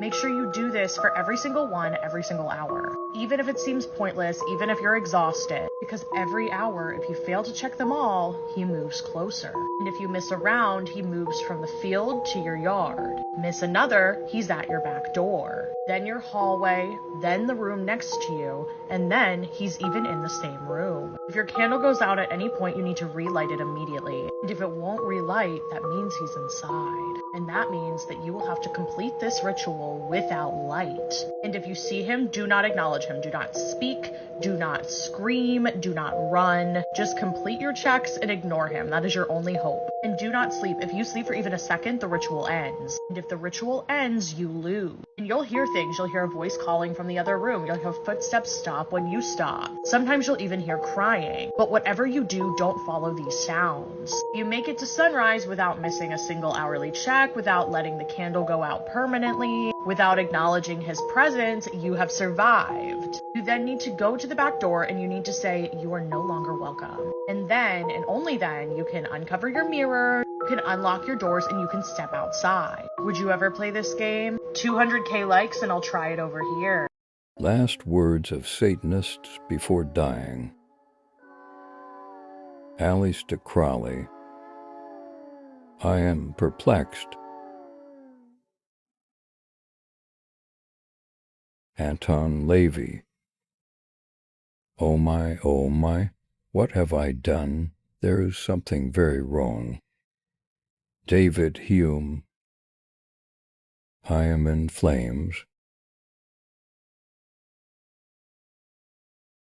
Voltaire. I am abandoned by God and man. I will give you half of what I am worth if you give me 6 months of life. Sir Francis Newport. Oh, that fire! Oh, the insufferable pangs of hell. Thomas Paine. Stay with me, for God's sake. I can't bear to be left alone. Oh, Lord, help me. That last guy is hilarious. So he's a devil worshiper his whole life, but when he's about to die and go meet the devil, now he wants the Lord's help. That's funny. There's a good chance that parallel universes do actually exist, and I want to explain to you how you can create one. There's this popular thought experiment in quantum physics known as Schrodinger's cat. It goes like this. You seal a cat inside of a box with a vat of poison, and at some random time, the vat of poison will release and take out the cat. Since you can't see inside of the box, and you don't know if the poison has been released, the cat is technically both alive and dead in a state known as quantum superposition. And the true fate of the cat isn't determined until you open the box and look for yourself. Well, one day, Hugh Everett came around and proposed the many worlds interpretation of quantum quantum mechanics, and said that if the cat can be both alive and dead while in the state of quantum superposition, then there has to be a universe where both outcomes exist. The minute that you open the box, your reality splits one way, but there is equally another reality with the opposite outcome. In the many worlds interpretation, there are an infinite amount of universes, and new ones are created every single time that a decision is made, which means that if you're here right now, you made the decision to watch this video, but there's equally another universe where you made the decision to swipe away. Serial killer facts that will haunt your nightmares. Part 4. Researchers used AI deepfake technology to compile the faces of every serial killer into one man. Dude looks like a psychopath. If you look anything like that, you're probably a serial killer. Serial killer Ed Kemper was friends with the police officers who were investigating his murders. They all hung out at a bar together called the Jury Room. His nickname was Big Ed, and when he confessed to them, they thought it was a joke. Jeffrey Dahmer once made a drink laced with sleeping pills for a guest, but accidentally drank it himself. He later woke up to find that his soon-to-be victim had robbed him while he was sleeping. In 1906, a Moroccan murderer was sentenced to be walled up alive after he was found guilty of killing 36 women. His cries for help were heard for 2 days straight before he went silent. Today we're going to talk about one of the most disturbing and videos to ever hit this app. Yes, TikTok. It come as no surprise when I say that this is for educational purposes only. I do not endorse these kinds of videos, and I do not recommend anybody look up any type of video like this. Seeing as this video is already floating around a bunch of people's For You pages, including mine, I feel like it's a little too late to talk about this video anyway, but we're going to talk about it regardless. So today I did a bunch of research on some of the most disturbing videos to ever hit the internet when I realized one of them looked really familiar. The video in question is titled Hi, H-I, and I figured, hey, maybe I watched it when I was a kid, but no, because it released February 12th of last year. I thought a little longer, and I realized, holy shit, this video came across my For You page a couple weeks ago. The video depicts people playing soccer, and it looks just very normal. A bunch of people having fun, they're laughing, they're giggling, they're pushing each other. It looks like it's all in good fun. But then the video pans down, and they are playing soccer with a decapitated human head. The video itself lasted maybe 10 to 15 seconds long, but the entire video is upwards of 3 minutes in length. And the user who uploaded that 10 to 15 second clip uploaded the entire 3 minutes of this fucking godforsaken shit into 10 to 15 second segments on his TikTok account. Now I can't find the video anymore, and I can't find the TikToker who uploaded it, seeing as they probably got banned. But it is the fact that this entire 3-minute video made it onto this app where kids are, and made it to the point where it had somewhere of 400,000 likes or above on it before it was finally taken down, is and just so you guys know, no, the entire video is not them playing soccer. That is probably the more tame part of a 3-minute video. To give you some clue as to how bad, these are the same guys that did the Funky Town Gore video. It's the same guys. It takes place in the same place, same room, same people, same everything. These are the same guys that made that video. Due to the parents or the big brothers, big sisters, cousins, or whatever the hell that dislike me because I'm polluting your kid's mind, the videos that I talk about have already made it on this app. So now I want you guys to ask yourself, would you rather watch the video itself, or would you rather watch an explanation of what it is so your curiosity doesn't get the better of you? That's why I'm here. If you were wondering about this video in particular or any other very disturbing video on the internet and you're wanting to know more, I have done an entire video about 30 minutes in length explaining every video in graphic detail, but not too much. I'm not trying to give you guys fucking PTSD or some shit. I sent it off to my editor and it will be back in a couple days, and I will upload it straight to YouTube, which is linked in my bio if you want to watch it. Caution for the photo that you are about to see. This was captured on the Ring doorbell of Jessica Gerald on a 2014 morning around 3 a.m. It is the only shot that we have of the man who broke into her home. For context, this is a small town right outside of Omaha, Nebraska. Like, bad things don't happen here, or so everyone thought. Unprovoked and completely without motive, the man was seen on camera around 3, and then he uses a glass scoring tool where he very quietly makes a hole in the window and then enters through the living room. So the following morning, Jessica Gerald, she doesn't go into work, so her family is contacted and they go to her home, where she is found without her head or her tongue. Media investigation was launched where the footage was eventually recovered. The man seen here had also posed her body without the head sitting up at her kitchen table. This is known as the most disturbing video on the internet. Are you sure you want to watch it? I'm ready. Are you sure? I'm ready. All right. They say people can't finish the full thing. Which one? Smells like mother's crazy sister Kate. Oh, you think so? Yeah. I don't know what it is about it. It makes my skin crawl, bro. Couldn't have been that crazy. I don't think so. Oh, you don't think so, huh? No. There's reports of people throwing up and like having mental breakdowns watching it. Eat it? Yeah. So to creepy. Eat it? Yeah. Oh no. No, silly. To dry it. But it exploded. And they were both found dead. She must have been out of her head. That video is so like unironically creepy as hell. I was watching, I was like, I think it's their tonality. I don't know. Something about it just seems so off. Like they're just like monotone delivery with the tonality being kind of up and down, if that makes sense. It sounded like AI, but like with this weird pitch frequency. It was weird. How many versions of you are there? The many worlds interpretation says that there are many versions of our reality all playing out at the same time. It's the multiverse, parallel universes, but fundamentally they all mean the same thing. That there are multiple versions of our world, but all slightly different. One explanation is that every time you make a decision, our universe branches off into another one, creating another version of the world and you. And it's not just what you do. Every quantum transition in every galaxy everywhere is also splitting us into separate versions. There are scientists who like this interpretation because it solves some questions in quantum mechanics. One of the more popular examples is Schrodinger's cat. You put a cat in a box with some mechanisms that may or may not kill it, but you don't know the status of the cat until you open the box and observe it. Until that moment, the cat is both alive and dead. If that doesn't make any sense to you, don't worry, that was the point. It was to illustrate the absurdity of quantum mechanics. However, when physicist Hugh Everett introduced the idea of universe splitting, Schrodinger's cat is satisfied because the cat is both alive and dead, depending on which universe you're in. And then Everett went on to work for the Pentagon. Keep in mind, this is all theoretical. We have found no conclusive evidence that parallel universes exist, either in the past or currently being made. Though of course, like anything, one day, that could change. Creepy Facts You Can't Unlearn Part 3. 89% of missing children are dead within the first 24 hours. That's why if there's an Amber Alert or a missing child in your area, you should pay attention.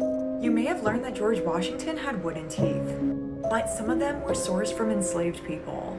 Records at Mount Vernon show that George Washington bought teeth from his own slaves. And it wasn't uncommon for impoverished people in the 18th and 19th centuries to resort to selling their teeth. The fact that a person with no rights was paid for this action indicates that the president understood the weight of what this person was giving up. But of course, there is a huge power dynamic, and it barely scratches the surface of how horrific slavery was. A trip to the chiropractor can severely injure, if not kill you. The aggressive neck snapping motion can go wrong, rupturing an artery. And this can cause stroke or even death. Many doctors recommend going to a physical therapist instead. I've covered multiple chiropractic injuries on my channel, one of which is the case of Caitlin Jensen, which is pinned to the top of my page. If you learned something new, follow my account and let me know if you want a part 4. This is so crazy to me. There's actually scientific proof that humans are not physical beings, and that in fact, nothing in our universe is physical or solid. This is a picture of a quark. So quantum physics tells us that everything is fundamentally made up of atoms. Everything in our universe is made up of atoms that are made up of electrons, neutrons, and protons.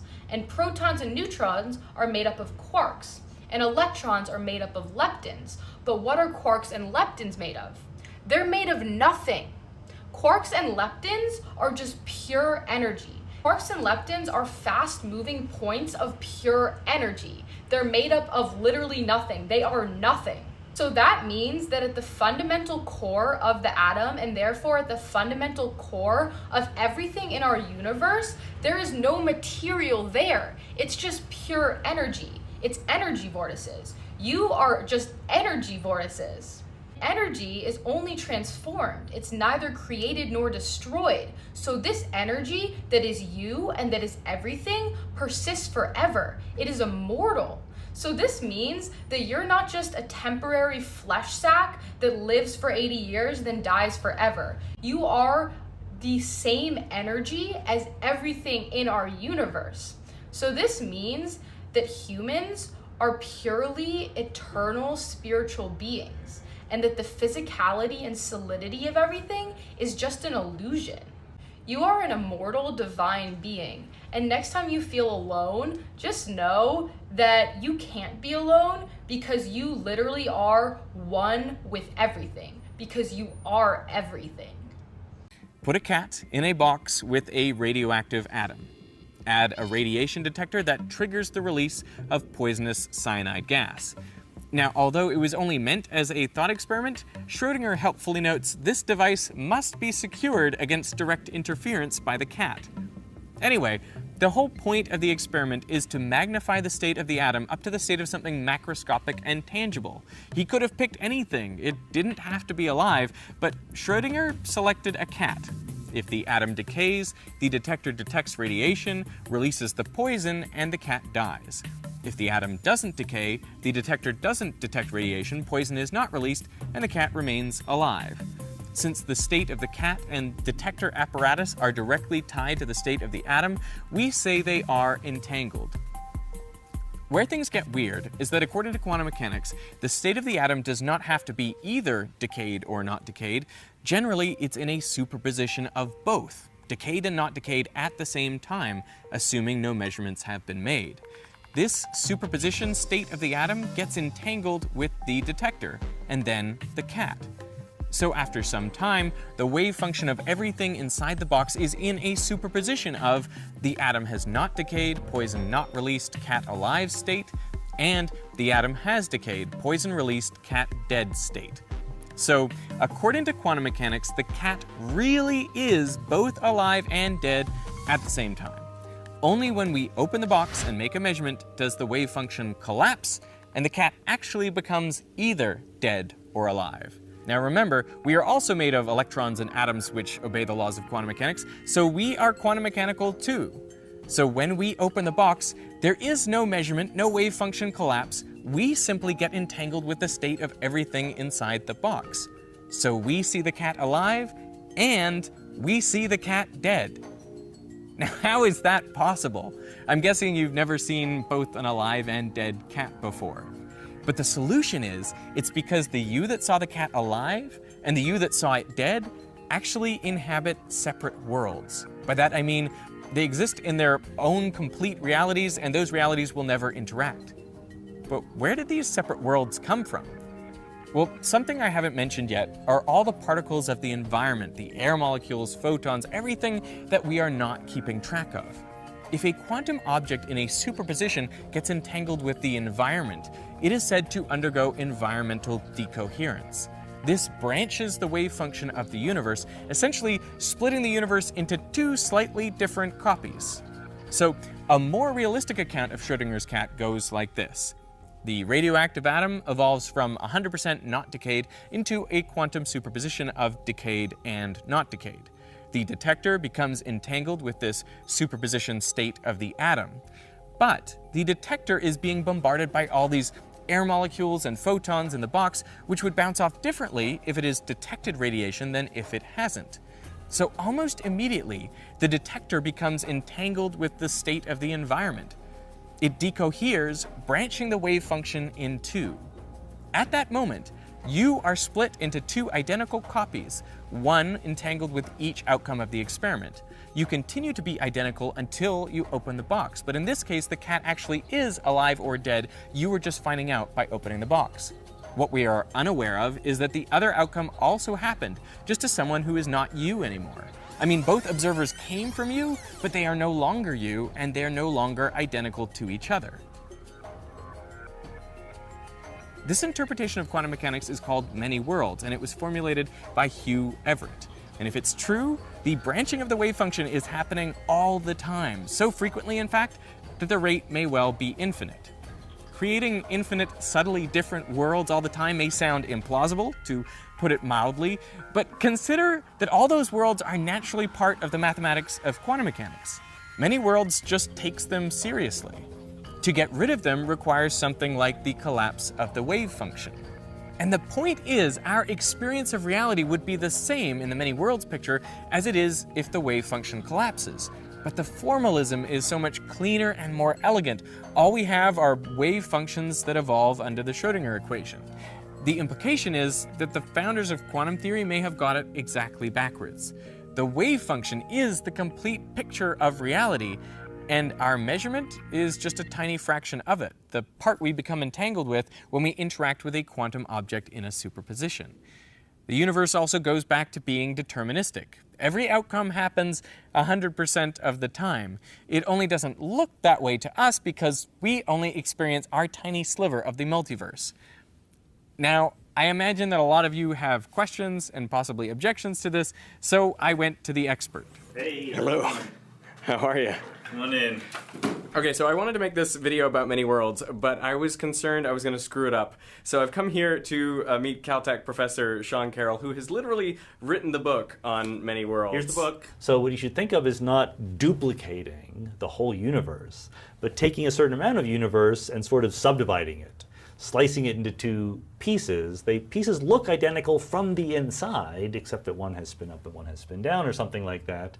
But they're really contributing less than the original to the total energy of everything. Let's ask the question about how many worlds there are, or how frequently are they branching? Right, we have no idea is the short answer to this. And I think it's embarrassing that we don't have any idea. It's certainly often, it's certainly a lot, right? The universe branches whenever a quantum system in superposition becomes entangled with its environment. So you have atomic nuclei in your body that are radioactive. They decay 5,000 times a second. There's a radioactive decay in your body. Every one of those either decays or doesn't. You can think of it as a superposition. And once it decays, it sort of interacts with what's around it, becomes entangled, and the universe branches its wave function, right? So branching is happening many, many times a second just because of radioactive decays in your body. Now, is it happening infinitely often? We don't know, because we don't know whether the total number of possible branches is infinitely big or finite. It's humongous by any stretch. There's plenty of room for all these branches to exist, and it might very well be finite, but that the details hinge on things we don't understand about quantum gravity and cosmology and the theory of everything and all that stuff. So it's a big number, but we don't know how big. Let's deal with the misconception that many worlds means everything that could possibly happen happens. Yeah, that's not true. Many worlds means the wave function obeys the Schrödinger equation. That's what it means. And the Schrödinger equation predicts many things could potentially happen, but not everything. So for example, an electron will never convert into a proton. It would violate conservation of mass, conservation of charge, all of these things. Things that the Schrödinger equation gives zero probability to ever happening. What about you becoming president? Yes. That could happen. There is a world in which you're president? There is a world, well, to be super duper clear, it would not be me who is president, it would be a version of me. Right? But there is Once the branching happens, those are two separate people now. But there is a version of you who is currently president. Yes, that's right. And who is tweeting. It's a very low amplitude world. It's a very small probability, but it's there, yeah. There's the wave function of the universe. That's all that really exists, okay? Breaking the wave function of the universe into different pieces that you and I call branches or worlds is very convenient for us human beings. But that's all it is. It's not built into the fabric of reality itself. It's just like, it's exactly like the air in this room. Rather than listing the position and velocity of every single air molecule, I just tell you the temperature and the pressure and things like that, right? It's a convenient description for us human beings. It's not the full description of the reality. And branches are exactly the same way. So if you get annoyed that there's two different ways of describing the branching, you have to remember that the whole idea of branching is just a human convenience. I gotta say, that is crazy. That basically means that the butterfly effect is real. Those small decisions you make, whether it was to stop doing something or stop seeing someone or stop to whatever, you know what I'm saying? Those small little decisions you make literally create a whole new reality for you. This man filmed a face by the moon and got it all on camera.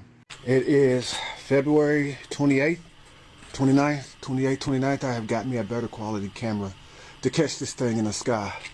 And holy moly, I am scared I'm scared, but I'm not gonna trip because I've been catching this thing for a while now. It's very ominous. There he is. There he is. There he is. There he is.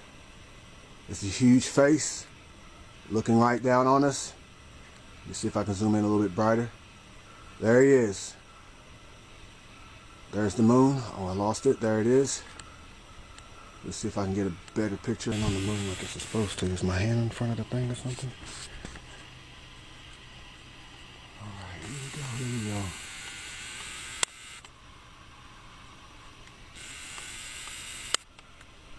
There it is.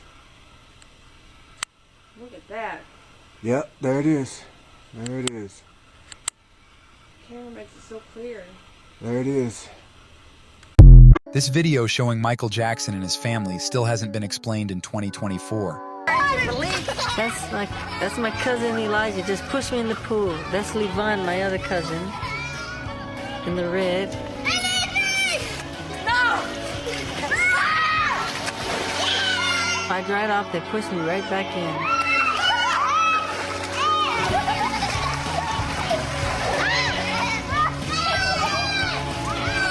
I can't believe that. First shot of me with no shirt on. I'm a nice person. I just took a shower and I washed my hair thoroughly.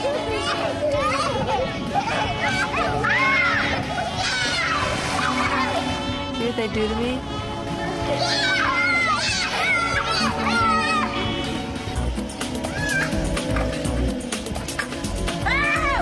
It's me and my cousin on the trampoline. There's a lot of people that think Michael Jackson did that thing to those kids. I don't know. I don't believe it for some reason. For some reason, I feel like he just genuinely liked being around kids, but not that way. You know what I'm saying? Like, he liked having fun with children, but not like that fun. Like, I don't know. I feel like they exaggerated it personally. I mean, he did get found not guilty, so let me know what you think about that, because a lot of people have mixed opinions about that. Creepy facts you didn't know. When Walt Disney died, he left a note on his desk saying "Kill Goofy." Today's high school students have the same anxiety levels as insane asylum patients had in the 1950s. Whenever you wake up with a sore neck, a demon has tried to break it. If you get goosebumps, even though you are not cold, several ghosts are looking at you. Whenever you dream that you are falling, an angel is trying to carry your soul to heaven. Have you ever heard your mother or father call your name? This is a demon trying to take you to another dimension. At some point, our brains thought it necessary to fear things that look close to humans, but aren't. The uncanny valley. Due to climate change, Antarctica has growing flowers.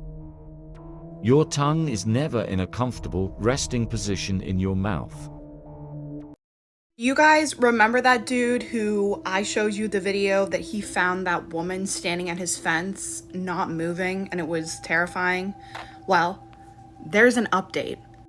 I'm going to play the update video, but also I'm going to tag him because I want you to go and check out his full page. He has like a full story of what's going on in his like neighborhood. Fair warning, don't watch this at night because that's when it came across my For You page again and I jumped. So here we go. Let's go and check if it's here. Guess not.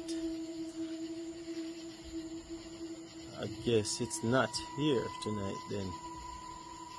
Feet like a spot this, you know. I guess it is not here.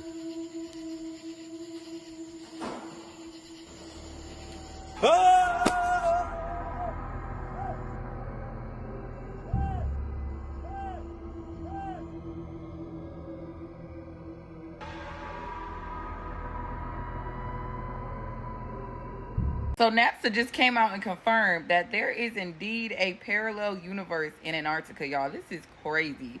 So they had this balloon, right, to test for particles and stuff like that in Antarctica. Now, during this process, they noticed something that was very strange, and they said that they noticed these molecules that instead of falling were levitating. I literally have chills, y'all. I knew this was a thing. So basically they said that they believe that this means that there is a parallel universe somewhere near or on the island Antarctica, okay? And this parallel universe literally defies the laws of physics, literally defies gravity, okay? So basically instead of a rock falling down, the rock is going to be going up. So, you know what I'm saying? When you drop something, it's going to go, it doesn't drop, it goes up.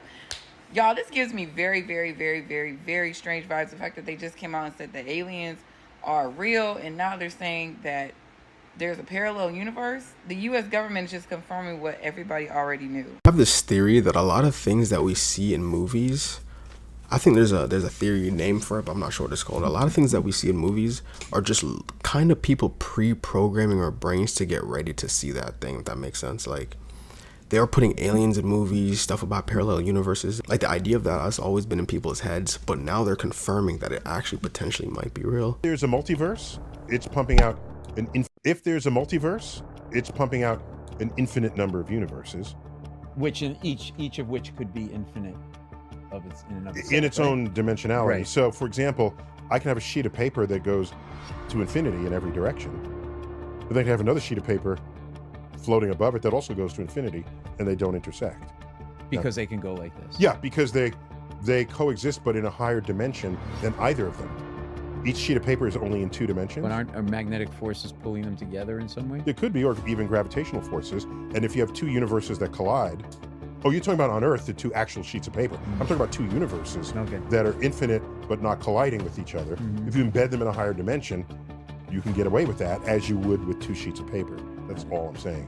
There are people, top people, wondering if there's a parallel universe, might we feel something of them, of their gravity? Is there some leakage out of their space-time that we might feel? That could be the future of detections of parallel universes, of the infinite universes. 5 scary and disturbing facts you didn't know. At some point in your life, a stranger has thought about killing you. There are thousands of diseases frozen in glaciers, and global warming will eventually release them all. Did you know TikTok knows who your truest friend is? Your truest friend is the first person that appears when you click on share and then more. Clocks never appear in dreams because there is no sense of time. In the 1800s, dentures were made of deceased people's teeth. If you type rage in small letters and brackets, you will unlock a new TikTok emoji. During the witch trials in the 1600s, birthmarks, moles, or other skin imperfections were often considered witches' marks or devil's marks. Therefore, if you are a woman and have one of these, you would have likely been accused of being a witch and burned at the stake. In 2006, a 16-year-old girl was house-sitting for her uncle in Pocatello, Idaho. Cassie's boyfriend, Matt, and 2 other classmates, Brian and Tori, kept her company for most of that night, hanging out and watching movies. Cassie gave them a tour of the home, including the basement, almost immediately after Tori and Brian left, but not for long. The 2 boys returned. This time, they were wearing dark-colored clothing, gloves, and white masks. During the house tour, Brian had secretly unlocked the basement door. Now, while Cassie and Matt were upstairs watching a movie, they quietly snuck back into the home. They started by slamming doors, and then they cut the power, hoping Cassie would come down to investigate, but Cassie didn't move. The boys eventually turned the power back on and waited. Even with the power back on, Cassie's worry only grew. Seeing how worried she was, Matt offered to spend the night, but his mother insisted he come home. At 10:30 p.m., the boys in the basement heard Matt leave. Cassie was now alone. The boys cut the power again, but Cassie stayed still. They quickly realized that she wasn't going to come downstairs. If they wanted to go through with their plan, they were going to have to go to her. Brian and Tori crept up the basement stairs, Cassie more than 30 times before they fled the scene. Both were arrested within days. They were found guilty of first-degree murder and sentenced to life in prison. Videos that scared kids growing up. This video starts off completely normal. 2 girls are having fun, recording each other and laughing. One is behind the camera, filming her friend jumping around the room. But then something happens that turns the lighthearted moment into something straight out of a nightmare. In the background, you can see a tall girl peeking from the door. She's wearing a white dress, and what's unsettling is her height. Her head almost touches the top of the door frame. She quickly pulls back the second she notices the camera, like she didn't want to be seen. The girl behind the camera catches it, and immediately runs toward the door to see what it was. When she looks up the staircase, that same figure is just standing there, completely still. But here's the terrifying part. There's no way a normal person could have gotten up the stairs that fast. It all happened in under 3 seconds. The girls scream and run out of the house in a panic. They keep recording from the sidewalk, trying to make sense of what just happened. And as they look up at the second floor window, they see her again, calmly walking across the window, as if the house was hers the whole time.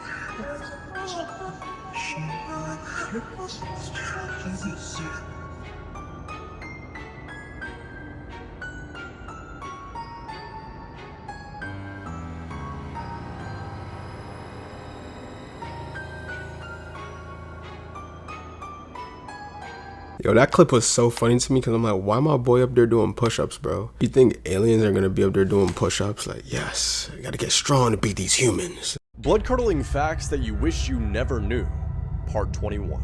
This photo shows 8-month-old Zhao Bao, who was lucky to be alive because his mother stabbed him 90 times after he bit her while she was breastfeeding him.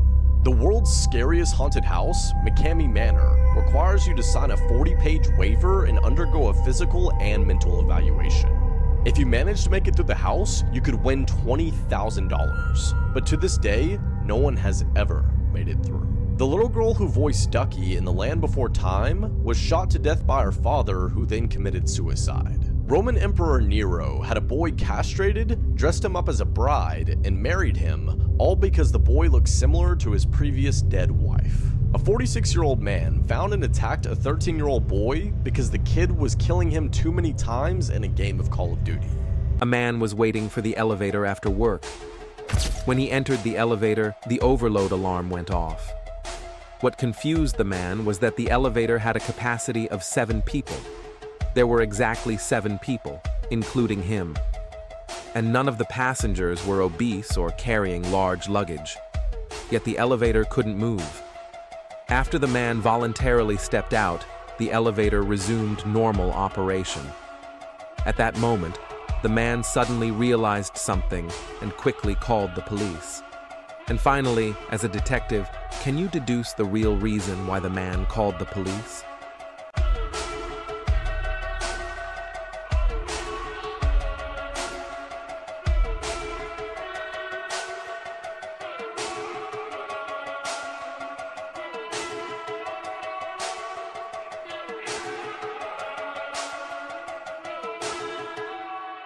Genuinely actually trying to figure that out. Why would he call the police? Why did it not move? Because I was thinking like maybe someone had like a body bag or something, but then they said there was no large bags. Anyone that can get that riddle right, I'll pin your comments. I'm testing the craziest spy gadgets to see if they work or not. First is the assassin's teapot. The teapot contains 2 hidden chambers, which allows assassins to pour themselves a harmless drink and their enemy a poison drink without anyone noticing. To pour the normal tea, the assassin places a finger over the top hole. Earl Grey. They would then move their finger to the bottom hole to secretly pour a poison drink from the bottom chamber. Strawberry! I hate that flavor! Next is the shield that makes you invisible. It works by using tiny curves on the edges and special lenses that bend the light around you. Let's see if it works. I'm outside, I have the shield. Clark, am I invisible? Mike, where'd you go? Wow, the invisible shield actually works. This is a USB kill stick. It's a device that destroys a computer, which makes it unusable. Now, generally it's illegal to tamper with someone else's computer, but I own this one, so we're fine. Whoa, it turned off instantly.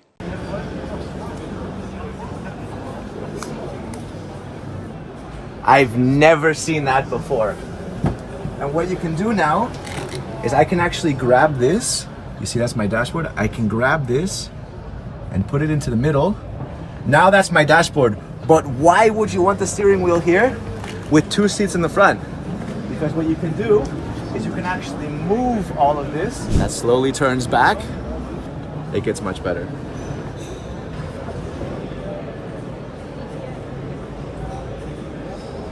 How crazy is that? When I first saw that, my jaw hit the floor.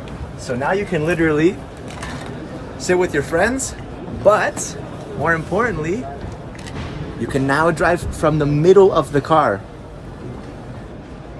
That is absolutely mind-blowing.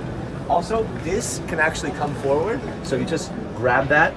You can literally activate a button so that all of this comes forward. And the guys in the back enjoy a nice little cup of tea.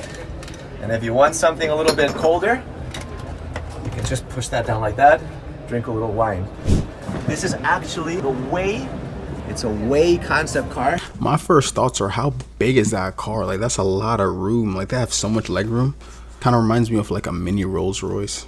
Mind-boggling facts about technology. Alexa is always listening to your conversations. 97% of people use Google as a spell checker. iPhones were almost going to be made in the shape of an apple. NASA's internet speed is 91 gigabytes per second. Crazy technology facts that will freak you out. 123456 is the most used password in the world. Everyone uses Google as a spell checker. Russia built a computer that ran on water in 1936. Over 90% of the world's currency is digital. A 15-year-old with a PC hacked NASA in 1999.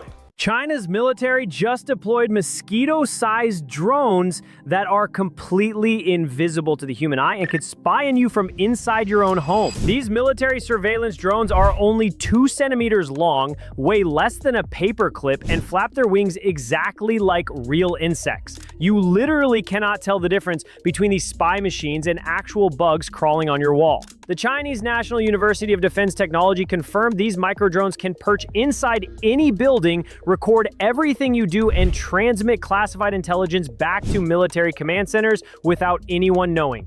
Your private conversations, your personal documents, your family gatherings, all being recorded by what you think is just a harmless bug on your ceiling. While American military drones are still the size of cars and make noise you can hear from miles away, China just made surveillance completely undetectable. These mosquito drones can swarm in groups of thousands, coordinate attacks, and gather intelligence from every corner of a city simultaneously. This technology is operational right now. Every insect in your house could potentially be watching you. The age of true privacy just ended, and most people have no idea it's already happening. That's definitely interesting, but I also do feel like the US probably has something similar, but that they just don't tell the public. I low-key feel like the US has so much technology that they literally tell nobody about. Like, they'll tell you oh yeah, we have these nice drones, but in reality they have laser guns, all types of weird space stuff that you're probably like, when the hell did we discover this? Meta is making AI clones of celebrities, and the results are both mind-blowing and extremely dystopian. Watch this. Hey guys, it's Billy. I just want to introduce myself. I am here to chat whenever you want. Message me for any advice. I am ready to talk, and I hope to talk to you soon. What you just watched is a fake AI model of Kendall Jenner named Billy. Once this is integrated with VR, people will be able to create and live in their own fantasy world purely online. With how things are going in the real world, I'm sure a lot of people will prefer to live this way. I just worry about the mental health of the next generation. Like everyone else, you were born into bondage. Born into a prison that you cannot smell or taste or touch. A prison for your mind. The rarest technology on Earth. Invisibility suit. Made out of 36,000 individual mirrors.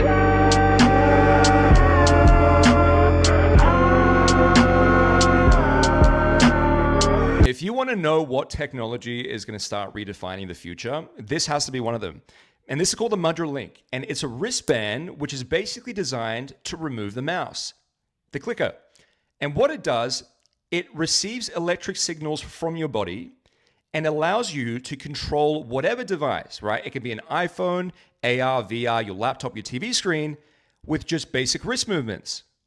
So this absolutely is going to be the next iteration of the clicker, the mouse. A free energy device that's been hidden from the public since the 1970s. There's actually quite a few of these free energy machines going around right back to Tesla, but are any of them real? This device is allegedly made using the debris recovered from the now famous OG Roswell UFO crash site in 1947. One of the first ever widely publicized UFO crashes in history near Roswell, New Mexico, and the government was quick to get involved. The military's initial official public statement statement was, yes, we recovered a flying saucer, and this was the government admitting it in 1947. Then the next day, they were just like, oh snap, never mind, it was just a weather balloon accident, which they've stood by for decades. Despite dozens of eyewitness accounts of the crash site insisting that the material recovered from the debris had some otherworldly properties. Since we had no internet back then, people just kind of forgot about it for 30 years. But in 1978, ufologist Stanton Friedman dug up this incident and brought it back to public light. And the Roswell incident started to pick up steam, getting featured in books, TV shows, and people began to question it again. So to shut everyone up, the Pentagon ran an official investigation on the situation in 1994 and concluded it was now a high-tech balloon recovered from classified military project called Mogul. Your classic, the government investigated itself and found nothing wrong situation. We later found out that almost everyone who encountered the debris back in 1947 was contacted by the government, who told them to keep their mouths shut. Even radio stations like KGFL admitted decades later that the US military called them back then and specifically told them not to report on the Roswell situation, clearly trying to hide something. But the real deal here is everyone had the exact same thing to say about the metal scraps from the crash site. Countless reports claimed the debris was a very thin tinfoil-like material that was bendable but would snap back into place with no creases when you let go of it. You also couldn't burn it, cut it, tear it, or puncture it despite it being as thin as tinfoil. It got to be known as memory metal that remembers its original shape, an alien technology material familiar among several UFO crash sites. Because it wasn't just in Roswell. The Virginia, Brazil UFO crash site in 1996 had people saying the exact same thing about the debris. A seemingly indestructible metallic-like foil that you could crumple up and it would just pop back out in pristine condition. Turns out this metal is real. Like, it actually exists, revealed to the public in 1959, just shortly after Roswell, by the Naval Ordnance Laboratory as nitinol, a nickel and titanium alloy that remembers its original atomic shape and snaps back into it when heated up, known as an SMA, a shape memory alloy. Memory metal. Sound familiar? How convenient that it was invented just a decade after Roswell. Nitinol was, and still kind of is, a revolutionary metal used by NASA in their Mars rovers, surgical devices, and even eyeglasses. But there are even earlier, lesser known reports of this metal that have gone under the radar. Like in this unclassified document from 1949, just 2 years after Roswell, written by the Battelle Memorial Institute, a technology development company, to the Wright-Patterson Air Force Base in Dayton, Ohio, which is largely believed where the Roswell crash was studied. That outlines in the months immediately following the Roswell crash, the Air Force contracted Battelle to work on titanium alloys with novel properties. Just another coincidence, showing that Battelle may have been the defense contractor hired for reverse engineering this UFO material. Now, to be fair, nitinol is nowhere near as pliable and flexible as this UFO material claims to be, and it does require heat to shapeshift. But nitinol could have easily just been the commercially available version that they were able to reverse engineer from the original material. And it lines up quite well with the recent UFO sightings in the last few years, many of which report and even show the UAPs themselves morphing and changing their shapes mid-flight, which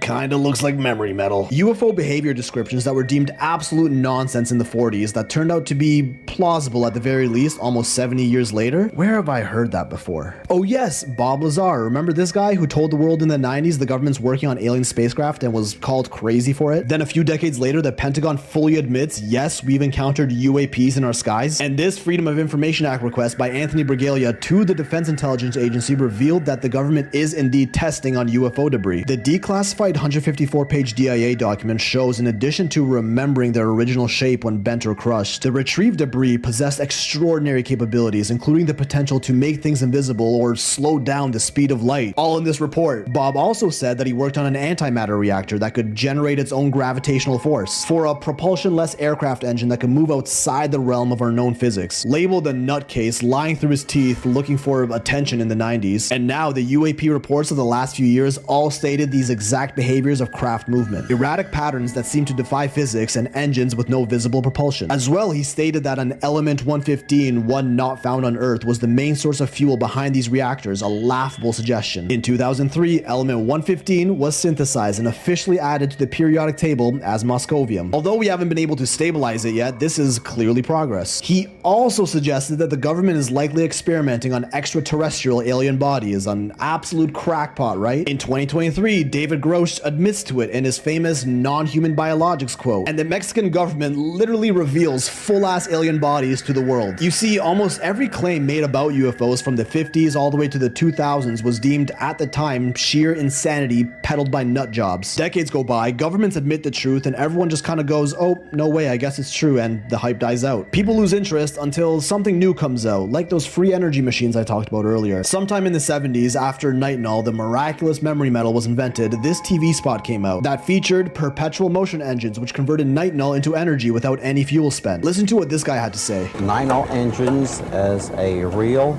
potential for the future. Since the energy to run the engines is in effect free, it's waste heat.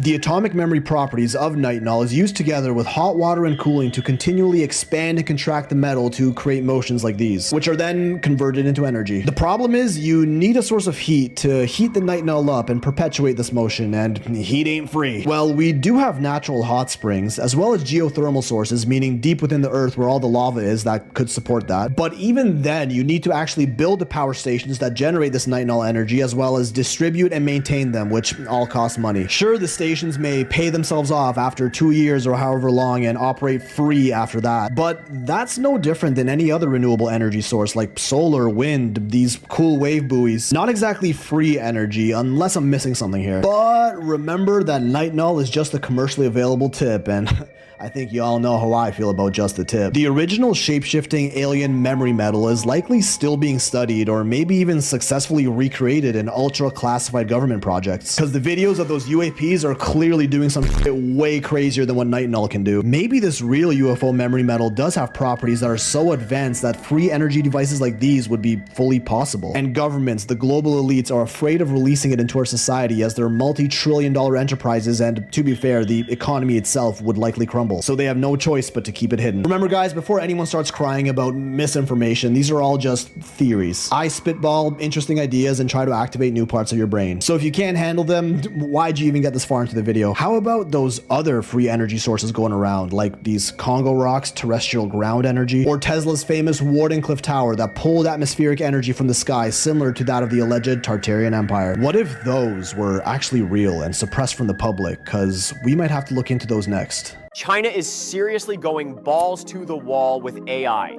They are now keeping their servers under freaking water. China's newest underwater data center uses the ocean as its natural cooling system, eliminating the massive energy costs that are holding back AI development in the West. While Microsoft gave up on their underwater experiment despite technical success, China's subsea computing cluster near Hainan is fully operational and rapidly expanding. One underwater module delivers computing power equivalent to 30,000 high-end gaming PCs running simultaneously, capable of powering 8,000 DeepSeek AI conversations per second. Why does this matter? China's underwater approach solves the biggest problem in AI cooling.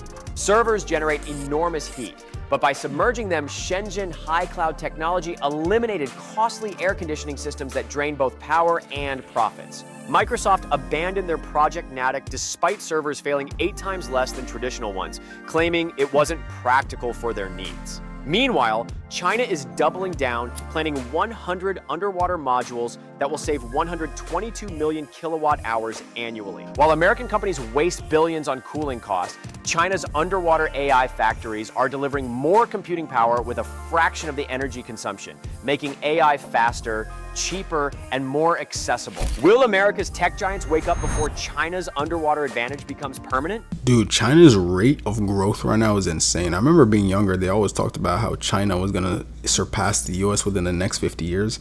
And now I can kind of see that based off of how they're moving. Like, I'm pretty sure later in the video, we're gonna see like them explain how China has like flying cars now. It's like, dude, what are we in 2025?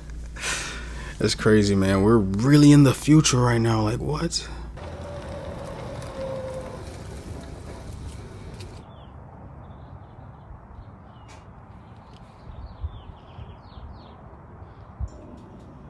Look at this incredible car. This is called the low res car, and you've got this hexagonal steering wheel. You have a key here.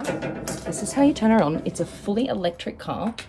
You've got your battery level here, and here you've got your interior lights. Check this out.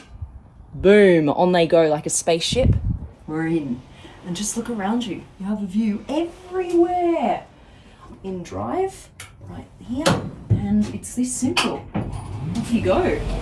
In 2006, a leaked document revealed that in a nondescript building in San Francisco, behind this random yellow door labeled 641A, the NSA had set up this harmless looking box that tapped into the fiber optic cables that traversed the Pacific Ocean into Asia.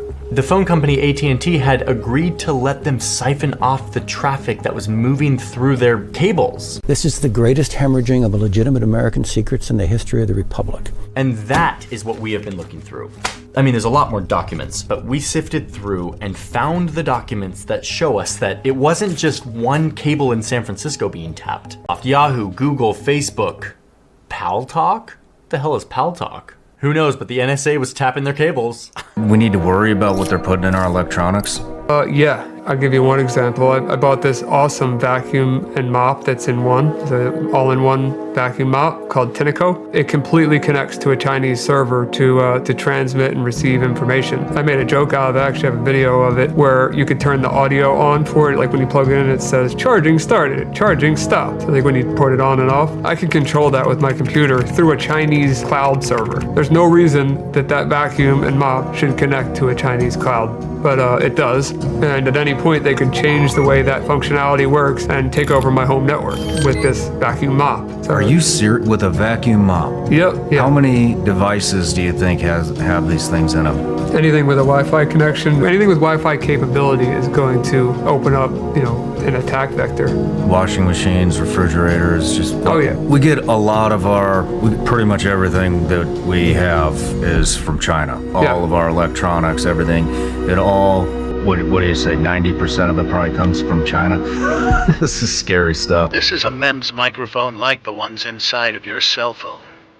You can use a knife to destroy the microphone so the government can spy on you. They can't hear you if you don't have any microphones. Then again, nobody else will be able to hear you either. China has revealed how they're going to take over the world. Well, not literally. They just recently announced their invisibility cloak, but these aren't new, and I'm going to show you exactly how it works. Led by this physicist named Chu, who claimed they're going to use it on people as well as weapons, with aircraft undergoing testing using this technology, which even they claim they currently have no way of detecting something that's cloaked, as it also blocks heat, so even thermal cameras can't spot anything using it. The screen uses special light-bending material so that any light passing through it gets refracted by the background, and anything positioned close enough to the screen becomes invisible. But this technology has actually been around for quite a while, also known as quantum stealth. These shields are made up of a bunch of tiny clear cylinders called lenticular lenses, and when light passes through a cylinder, it converges into a single point like this, smearing any object between the screen and that single point so much that it basically turns invisible. Anything beyond that point of refraction becomes horizontally reversed, which is why everything is so blurry when looking through it. But then again, this is just a technology available to the public. Does China or our military have something way more advanced up its sleeve? In 1951, the United States started the Invention Secrecy Act. This basically meant that any new invention that the United States deemed as a security threat could be completely hidden from the public. But there's a theory going around that a lot of these inventions may not necessarily be being hidden for our safety and our security, but for the sake of the US economy and the major corporations that will be threatened by the newer and better technology.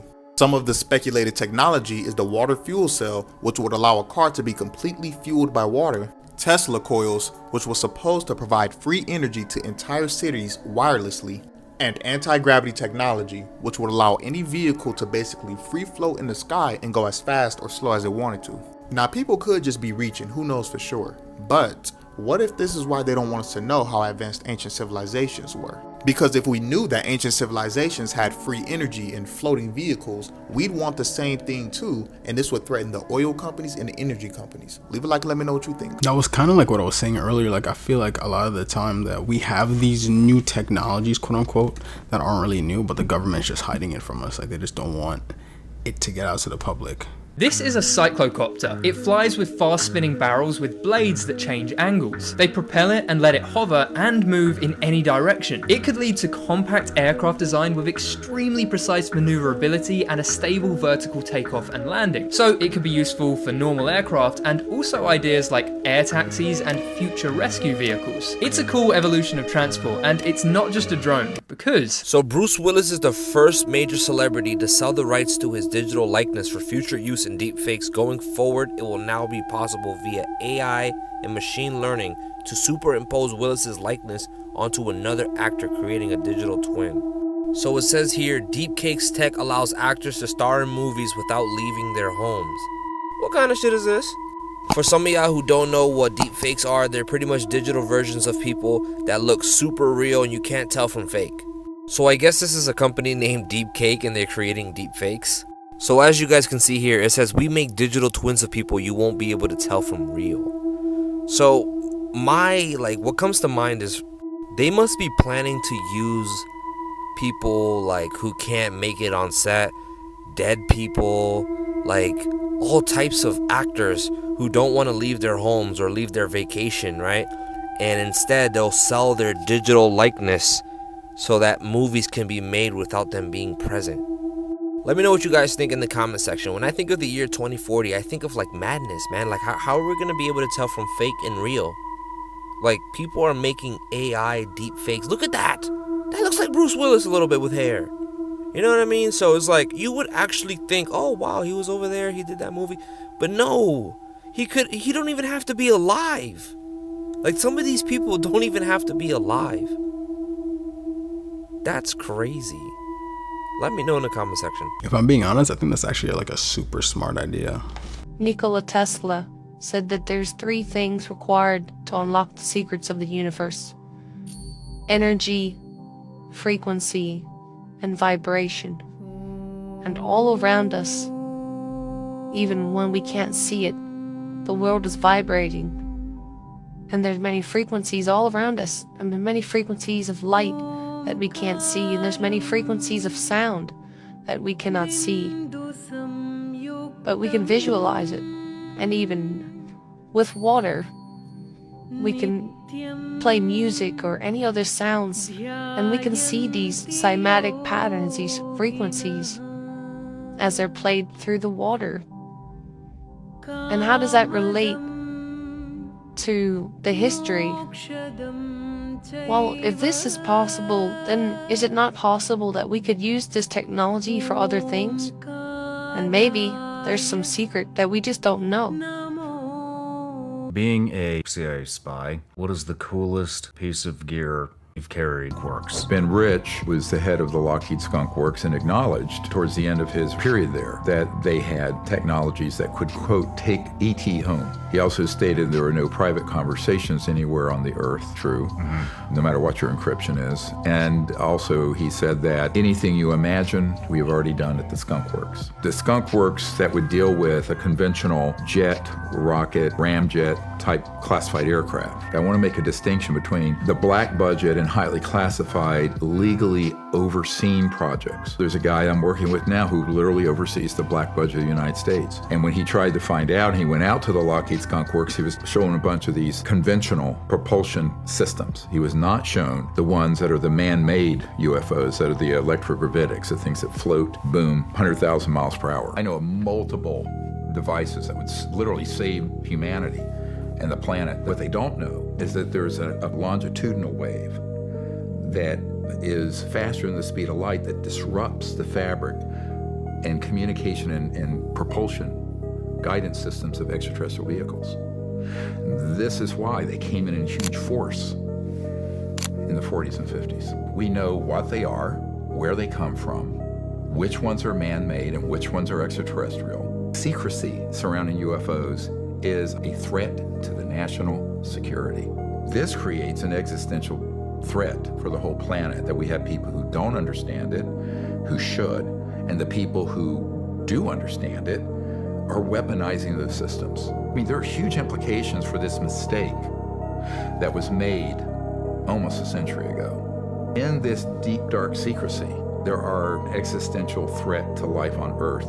That's what's happening. This is a secret Japanese city built at the base of Mount Fuji. But it's not just any city, because this city is a real-world test lab for cutting-edge technology. All the latest tech in one giant town populated by real people. It's called the Woven City, and it was built by Toyota. Now, the coolest part of the Woven City is the road system, because instead of one main type of transportation, the architects split the city into 3 different road types. One for high higher speed autonomous vehicles, one for personal mobility with e-bikes and scooters, and a third with linear parks and human-only walkways. These 3 road types are then interweaved into 3x3 grids throughout the city, woven together like fabric to create the most efficient and natural flow. But this is only part of what makes the transportation system so great, because there's a whole AI logistics network built underneath the ground. Goods and supplies will move around the city automatically through underground tunnels with self-driving robots, delivered directly into each house through pressurized tubes. Now, all of the roads, tunnels, houses, and vehicles will be interconnected and fully tech-enabled. Think of it like having one giant living prototype. Eventually, the city's gonna house over 2,000 people, and this will allow Toyota and other companies to test new technology at scale in a real-world environment. I think this is a peek into the future of smart cities.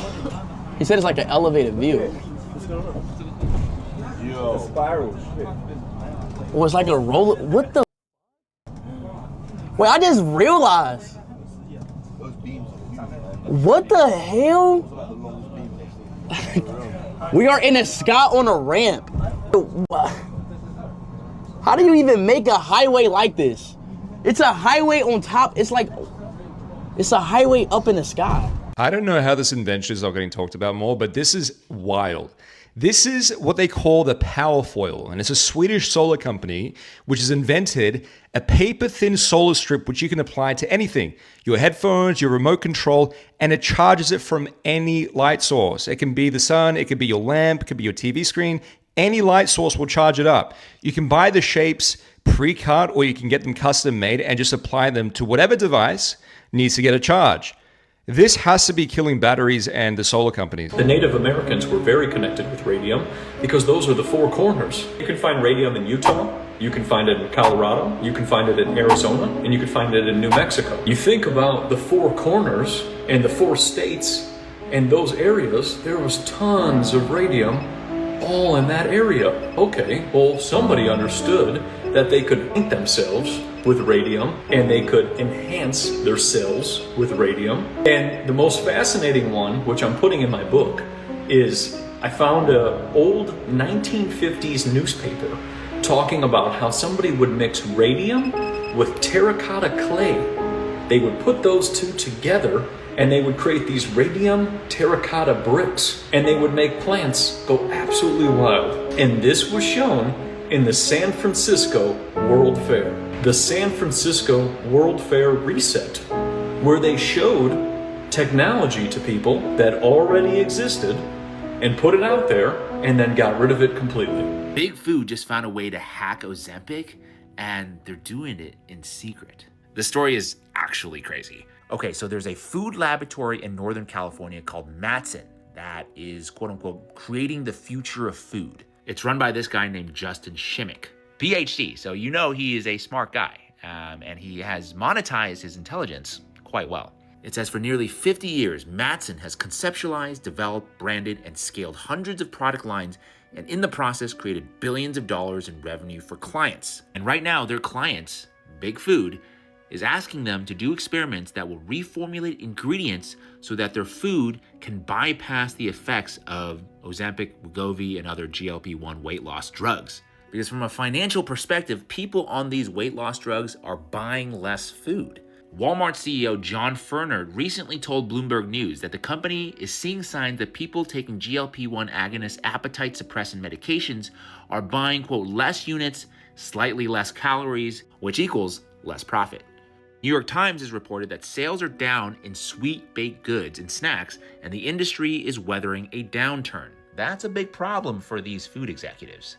So in response, the food companies are designing what they call GLP-1 optimized products. In layman's terms, they're trying to make the food more addictive, even more addictive than they already are, because we know that food is already pretty addictive. Quote, there is little the industry hasn't tried to keep health-conscious consumers eating. Companies conceal clouds of nostalgic aromas into packaging to trigger Proustian reverie. When they discovered that noisier chips induced people to eat more of them, snack engineers turned up the crunch. Food technologists found a way to amplify the intensity of artificial sweeteners to hundreds of times beyond sugar's natural flavor. The structure of salt crystals can be altered to accelerate the speed at which they absorb into the chemical pathways that signal saltiness, allowing the brain to perceive the flavor more intensely. In the chemosensory world, referring to the science of how chemicals provoke sensations, almost anything is possible.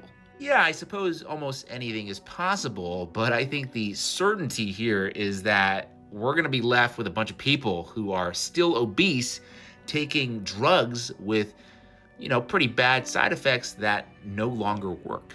That, I would say, is not ideal. And worse yet, it's all being done in secret, okay? When asked, Justin Shimmick wouldn't say which companies he was working with to develop these GLP-1 products, saying, quote, "We are professional secret keepers." These people are sick. Okay, this is unreal. This is the flying car in China.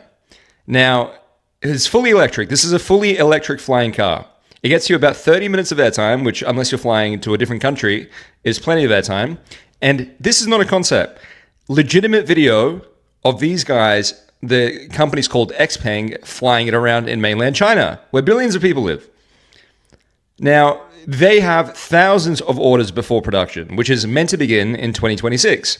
So in 12 months in China, they're going to be selling flying cars commercially, which is insane. So on the ground, it's a truck or a van. There's a couple variations, and then it turns into a flyer.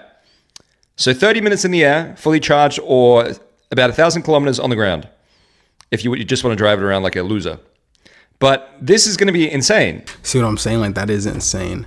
They said it transforms into like a car or a truck, and then you could fly it. I'm trying to think, like, if people start flying it, like, how would you navigate traffic with that? You know what I'm saying? Like, if multiple people buy that car, it's going to be so hectic in the skies.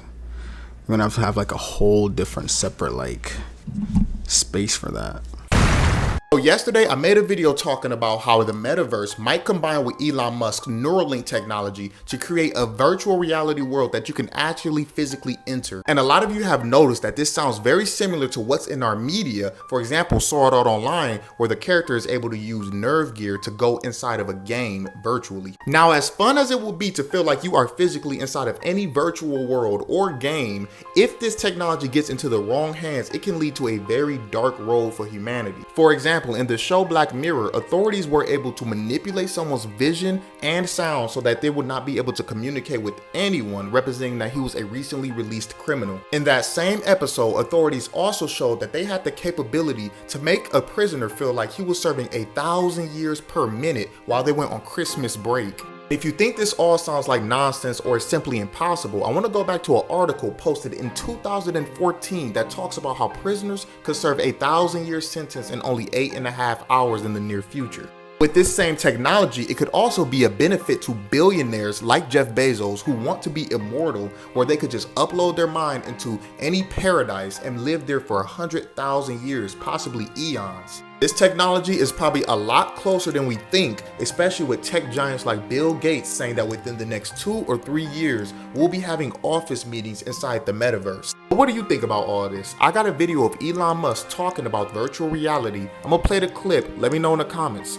And soon we'll have virtual reality, augmented reality.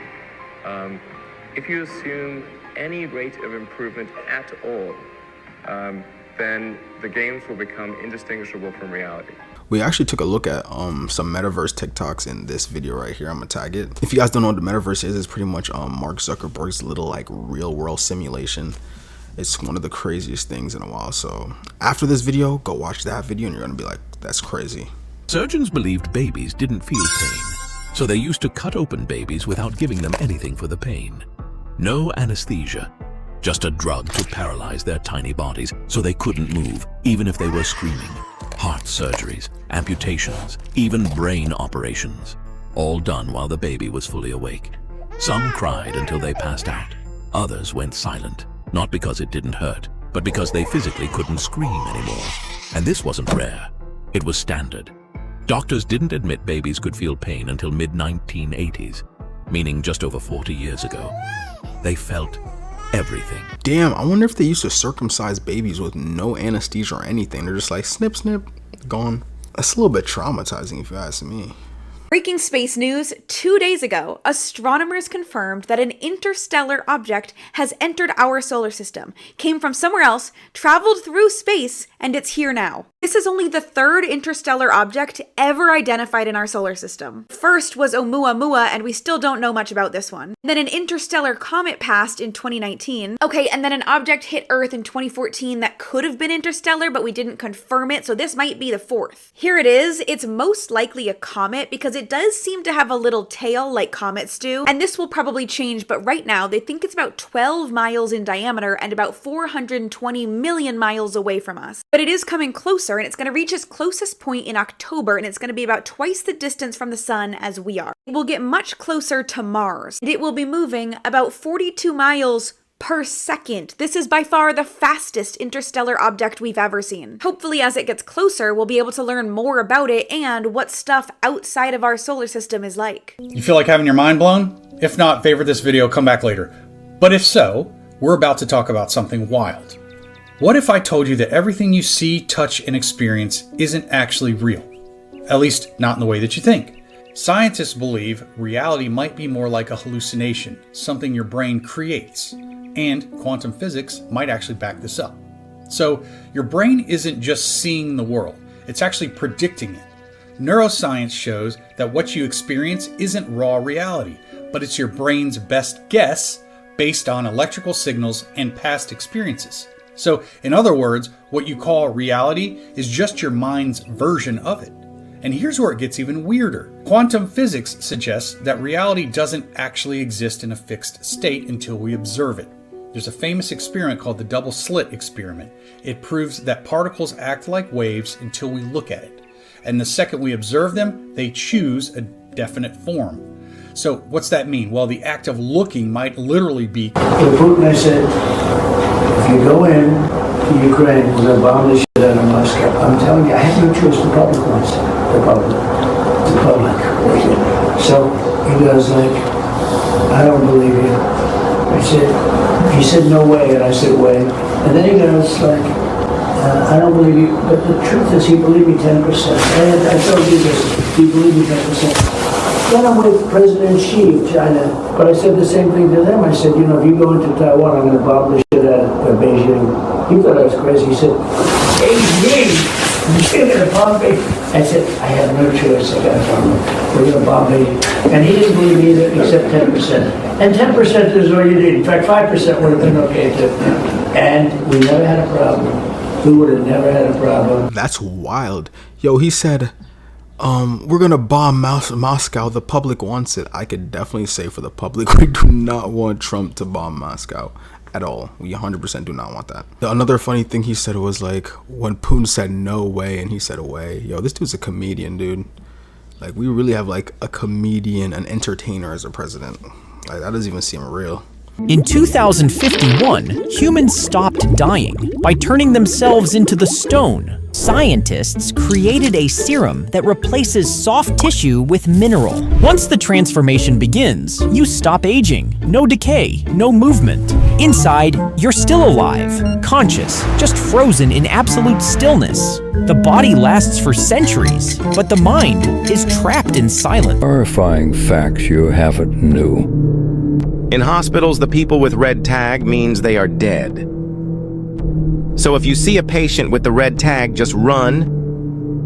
If you can't sleep at night, it means that someone is thinking about you or watching you.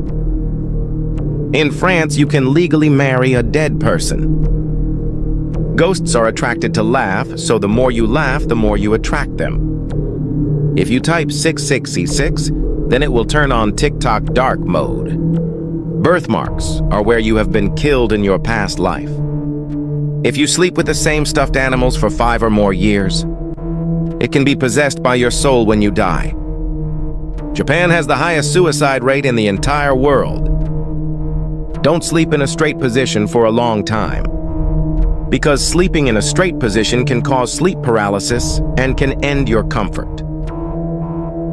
Okay, I've just got off the phone with Ethan Guo, the 19-year-old pilot that's been detained in Antarctica. And it's not looking good. Firstly, for anyone that doesn't know, Ethan is trying to raise $1 million for cancer research by becoming the first person ever to fly to all 7 continents solo. He's been traveling for over 360 days and only has one continent left. The one that he's currently detained on. Antarctica. And if you're thinking, detained by who? No one owns it. Well, that's where things get tricky, because on the 28th of June, he took off from Chile heading to Argentina when he says the weather conditions got so bad he had to declare an emergency and divert to land at Tennant Marsh, which is a public airfield in Antarctica. And when he did, everything seemed okay. He was met by a fire response team, and after a bit of a conversation and an hour later, they said he was clear to take off again, but he should file a new flight plan with the control tower. However, before he could, another group of people, this time in black clothing, approached him and said he was under arrest. He would only later find out that this was the Chilean Navy. After arresting Ethan, they searched his plane, moved it into a hangar, and then later that night they took his phone, they strip searched him, and then placed him in a room under guard supervision and did not allow him to contact the consulate or use Wi-Fi. Now here is where things get crazy, because Chile has been trying to claim this part of Antarctica since 1940, about a year after World War II broke out. But under the Antarctic Treaty, which they also signed in 1961, no country can claim sovereignty over Antarctica. So that begs the question, what legal basis do they have to apply Chilean law to a non-citizen outside of Chile? And that's not to mention that Ethan declared an emergency to land, which in the aviation world typically grants you immunity from laws and repercussions pending an investigation. From their perspective, they are saying that Ethan lied about the emergency, saying that his social media post about his goal trying to land on all 7 continents suggests evidence for intent rather than a real emergency. And now things have got real bad. He said that they've now placed a 90-day travel ban on him from leaving Chile while they investigate. Problem is though, he's not in Chile, and he can't even get there because he says that they won't allow him to fly the plane and there's no boats or planes to get back there for months. He says he can't even leave the Navy barracks without someone having to go with him. So he's now stuck in Antarctica in peak winter, hoping that his legal team can somehow get him out. But at least he's got his phone back now, so I'll keep speaking with him and keep you guys updated as we know more. Let me tell y'all a true story. Be simple and watch this video to the end. They at Home Depot. This video is for entertainment purposes only. Let's go. Come on, man! Are you kidding me? He was only trying to buy plywood. Shut up! It's not a game on you guys. They at Home Depot. Be careful. You think it's a game? Shut up! Guess what? You think you're gonna build a house in peace?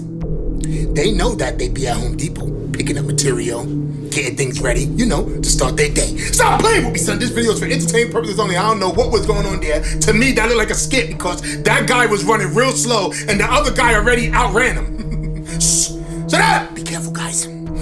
I suggest that you go to... Stop playing with me, son. It's not a game on here, guys, and you know what time it is. Shut up! Now, I don't know what's going on at Lowe's, but I know at Home Depot. You gotta be careful, guys. Alright? You gotta stay in the car and you gotta send somebody out there that's supposed to be out here. Stop playing with me, son. It's not a game on here, guys, and you know what time it is. But I'll tell you one thing, if I'm ever at the Home Depot and I see somebody run by me and that other person run by me, I'm out of here too. You never know. I could be next. Fun fact, one of my first ever jobs was at Home Depot, and honestly, it was probably a really good job. Like, everyone there was so good vibes. Like, no one was ever like mad or anything. Like, Home Depot, if you're over 18, definitely one of the best places to work. Just happened at the Bronx Zoo in New York. Breaking news. Look at this. A child fell into the gorilla's pen and he just gave it back to his mother. Yo, that video has to be AI, because why would a gorilla fence be that small? Like, do you see the height difference? I was like, nah, that's gotta be fake. Movie theater layouts don't make sense. You see a medium-sized building from the outside, but somehow inside there are 17, 18, sometimes even 24 full-sized auditoriums. It feels normal until you really think about it. You walk in, there's a lobby, popcorn machines, a few hallways, but once you enter your assigned room, it stretches back farther than the entire building should allow. And it's not just yours. Every other room is that size too. Multiply that by 20 plus screens, and the math breaks. Some theaters are stacked vertically. You enter on the 3rd floor of a mall, but then go up 2 more levels just to find your seat. Somehow, you're above the roof. Are you in the air, hanging over the food court? Theater buildings often look like normal rectangles, but inside the halls twist. You take 6 turns to reach Theater 12. Then Theater 13 is behind you? Top 10 genetic traits you get from your dad. Number 10 is hairline and baldness, so I really hope your daddy ain't Mr. Clean. Number 9, tooth shape and size. If your daddy got a big tooth, you got one too. Number 8, eye color, particularly hazel and brown, can be very dominant from the father. If he carries the hazel brown gene, there's a chance you will too. Number 7, behavioral traits. This includes your aggressiveness, so angry daddies. Number 6, handedness, which is a really weird word. That means right or left-handed or ambidextrous or hands tied behind your back. Number 5, voice pitch.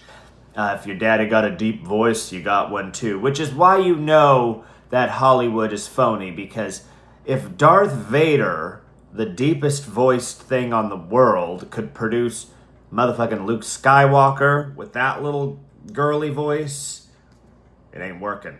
Something wrong there. Number 4, facial hair growth, your beard. Number 3, limb proportions. I hope your limbs are proportionate. Number 2, cognitive abilities. This includes spatial awareness. If you like this list and want more about other nonsense, follow me. Leave me a comment with something you got from your dad. Also follow my wife Samantha, who I've tagged. Check out our podcast, Brutally Honest with Sam and Jacob, wherever you get your podcasts. Number 1 is your nose. Dude, I've been told my whole life that you get male pattern baldness or baldness from your mom's side, from the X chromosome. So that one kind of threw me off. I'm like, dude, I've been told my whole life that you get baldness from your mom. If you guys know, confirm it in the comments, because I'm pretty sure it comes from the mom's side, not the dad's side. So how did Robert Downey Jr. go from broke and homeless into one of the biggest movie stars in the world?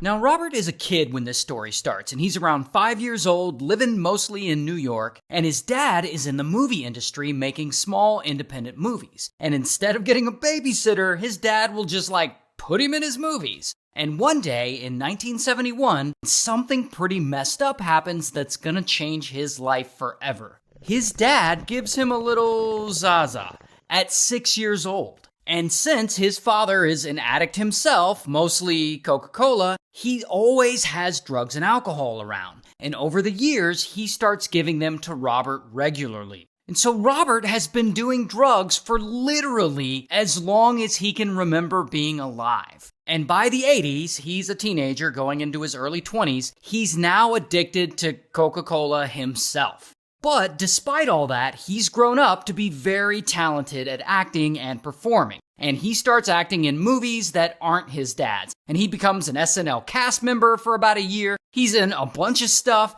But one day in 1992, he plays Charlie Chaplin in the Charlie Chaplin biopic. And suddenly, boom, Robert's career explodes. And he even gets nominated for an Oscar. And he becomes this big celebrity now. And it looks like nothing can bring him down. Until the mid-90s, when Robert's around 30 years old, he screws it all up. Because alongside the drugs he's already addicted to, he starts using heroin and crack, and his addiction spirals out of control. Then, in 1996, he's driving around Los Angeles super high, and police pull him over. And when they approach his car and open the car door, they see Robert inside, naked and hallucinating. And Robert's freaking out, and he's like, there's rats everywhere! And the officers see him throwing imaginary rats out the window. But for some reason, they don't arrest him. So I guess they just give him a warning and let him drive home naked. I don't know. Then, that same year, police pull him over again. This time, they find all kinds of drugs and a Magnum pistol on him. And so, bam, they arrest him. And a few weeks later, while out on bail, Robert's wandering around his neighborhood and he walks home and he walks inside his house. But he's so high on drugs that he actually doesn't walk into his house. He's walked into his neighbor's home 17 houses down the street. And his neighbors are there chilling, a mom, a dad, and a couple of kids, but they don't see him at first as he wanders inside and makes his way up their spiral staircase. And there, Robert finds a bedroom, and he takes off his pants and strips down to his boxers and t-shirt, and he gets into bed and he passes out and starts snoring. Then the mom walks by and she sees someone sleeping in her child's bed, which she assumes is her own kid. And so she comes in and she's like, "Sweetie, why are you in bed so early?" And she pulls back the covers and sees that it's a strange grown-ass man sleeping in her kid's bed. And then, of course, she freaks out and calls the police. And so, bam, he's arrested again. Here's a picture of him in court. And he's a known movie star at this point, so this news story blows the fuck up, and it makes Robert into a punchline. Like, all the late night shows are making fun of him. I mean, people can't believe he went from Oscar nominee to a train wreck so quickly, and the acting career that he had been working so hard to build suddenly starts falling apart.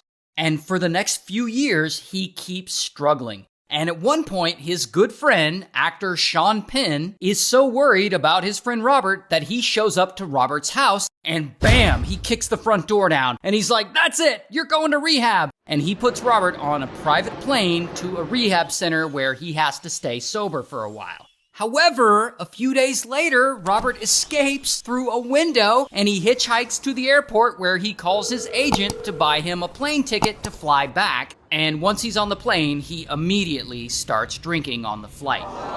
Then, in 1999, Robert misses a court-ordered drug test, and so, bam, he's arrested again. Here's his mugshot. And he goes to court and he basically tells the judge that he knows he's risking his life, but he can't seem to stop himself. And he gets sentenced to 3 years in prison. A year later, he gets out. So he gets out a little early. But now he's struggling. Like, he can't get an acting gig because Hollywood movies need insurance, and the insurance companies won't cover him because he's too big of a risk. They think he'll stop showing up to work and it'll affect the production and cost the studio millions of dollars. And so he can't get work, and he's not making any money. He's in a lot of debt with legal bills. He loses his car, he loses his house, he loses everything. And that is when Robert Downey Jr. becomes nearly bankrupt and homeless, mostly crashing on friends' couches.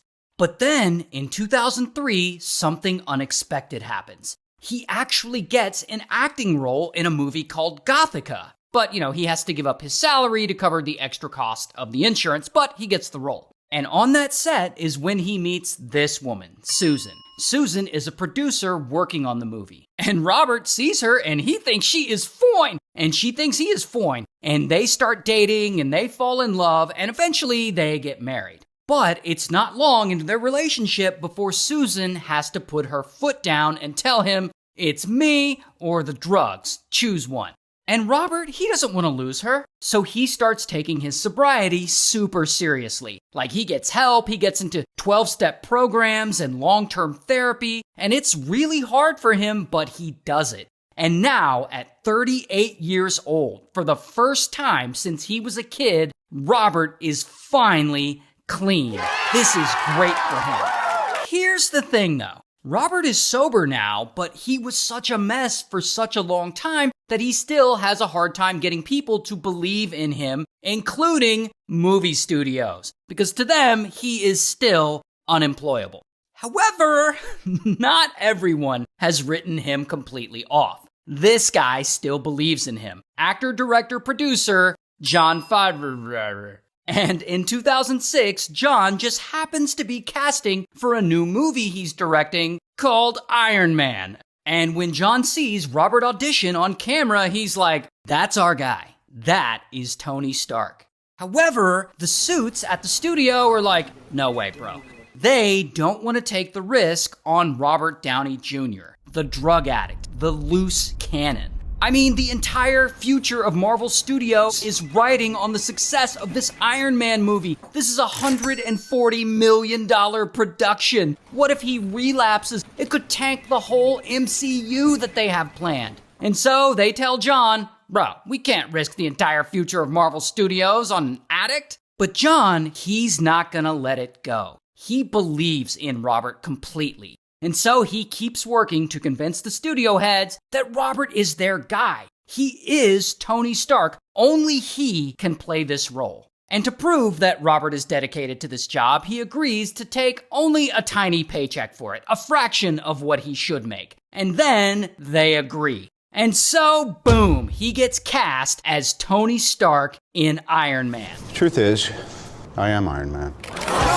And you know the rest. In 2008, the movie premieres, and boom, it blows the hell up, earning $500 million at the box office. And it's the start of the Marvel Cinematic Universe, which becomes the highest grossing movie franchise of all time, making the decision to cast Robert Downey Jr. one of the greatest and most lucrative casting decisions in movie history. Dude, that is actually remarkable. It's crazy how, like, a woman, you know what I'm saying, his girlfriend slash fiance slash wife was the one that actually got him to stop.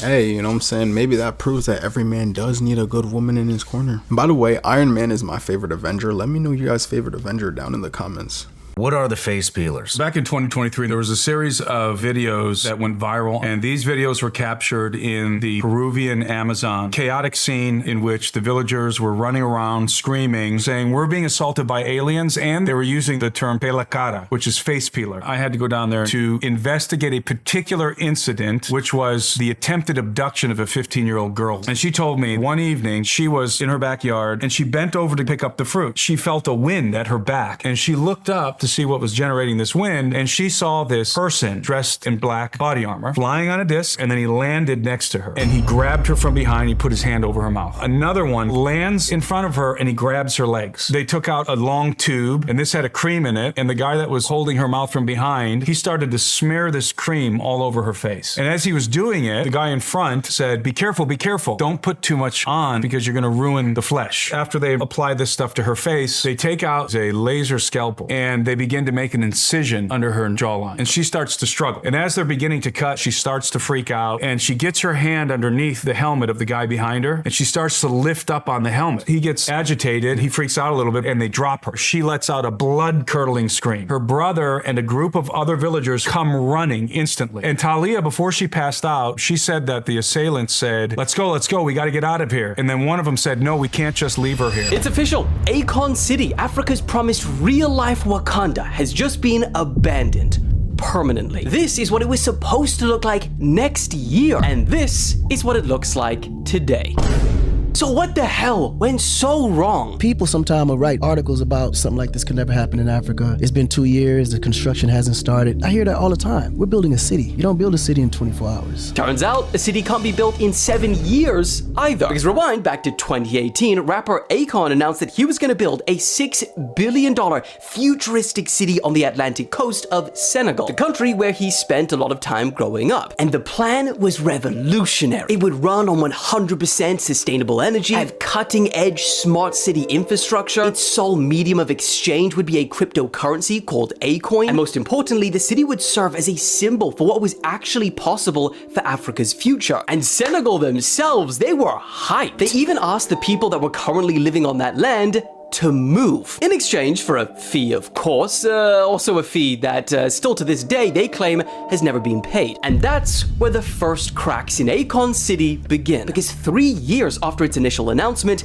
local residents started reporting that aside from a single ceremonial foundation stone, virtually no construction had begun. Now, Akon said it was the pandemic, and look, hey, 2020, it screwed the whole world over. But then came the scam allegations. In 2022, Akon's former business partner asked a New York judge to freeze Akon's assets, and also filed a $4 million lawsuit claiming that Akon City displayed many of the trademark characteristics of a Ponzi scheme and a pyramid scheme. However, despite this, Akon remained positive. He took the nearly $1 million settlement on the chin and kept insisting Akon City is 100,000% moving forward, and the critics are gonna look super stupid when it's built. But the years kept rolling around. By the end of 2023, The Guardian went to Akon City and they found no more than a mere skeleton of one building and some cattle and goats grazing on its overgrown fields. No roads, no housing, solar farms, or towers like he had promised by the end of that year. Then 2024 rolled around and even Senegal at this point was getting pissed. They gave Akon 2 weeks to begin meaningful construction or they would start taking away the land. Problem is, crypto went into a bear market and Akon wasn't doing so well. In fact, today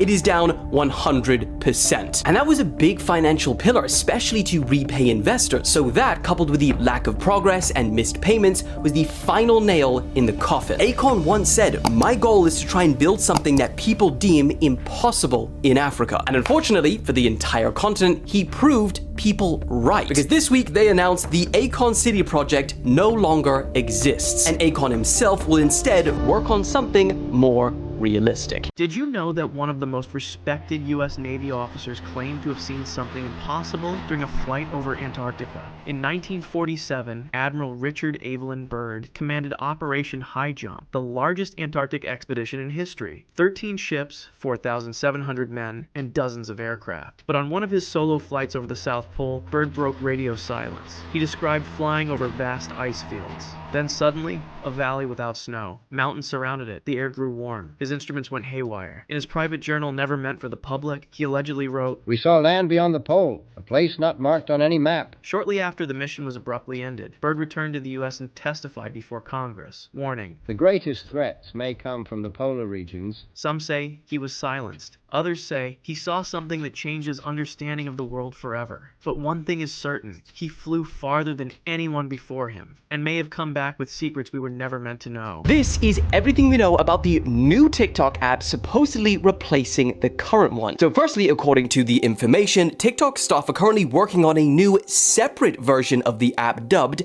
M2, which would replace the current version for US users only, and will be available for download in the App Store on the 5th of September. Once available, it would likely need to be renamed or look slightly different, as both apps will exist simultaneously all the way until March 2026. TikTok M2 would also likely be sold to a group of non-Chinese investors, but still have a minority stake ownership by ByteDance. But the major issue is that knowing how glitchy TikTok is currently, having two separate apps seamlessly trying to be one could be tricky. Would there be a change in the video shown on the For You page? Since the divest or ban law requires that ByteDance can't influence the algorithm anymore, would it be a seamless one-touch transfer? Or would some stuff get left behind, like your history, your saved videos, your liked videos, etc.? And the biggest question is, would US TikTok come with the original algorithm made in China? Because they've been holding on to that one, like KSI holding on to his hairline. And if they don't get it, how cooked would they be on a scale of YouTube Shorts to Instagram Reels? I guess we may find out in 2 months.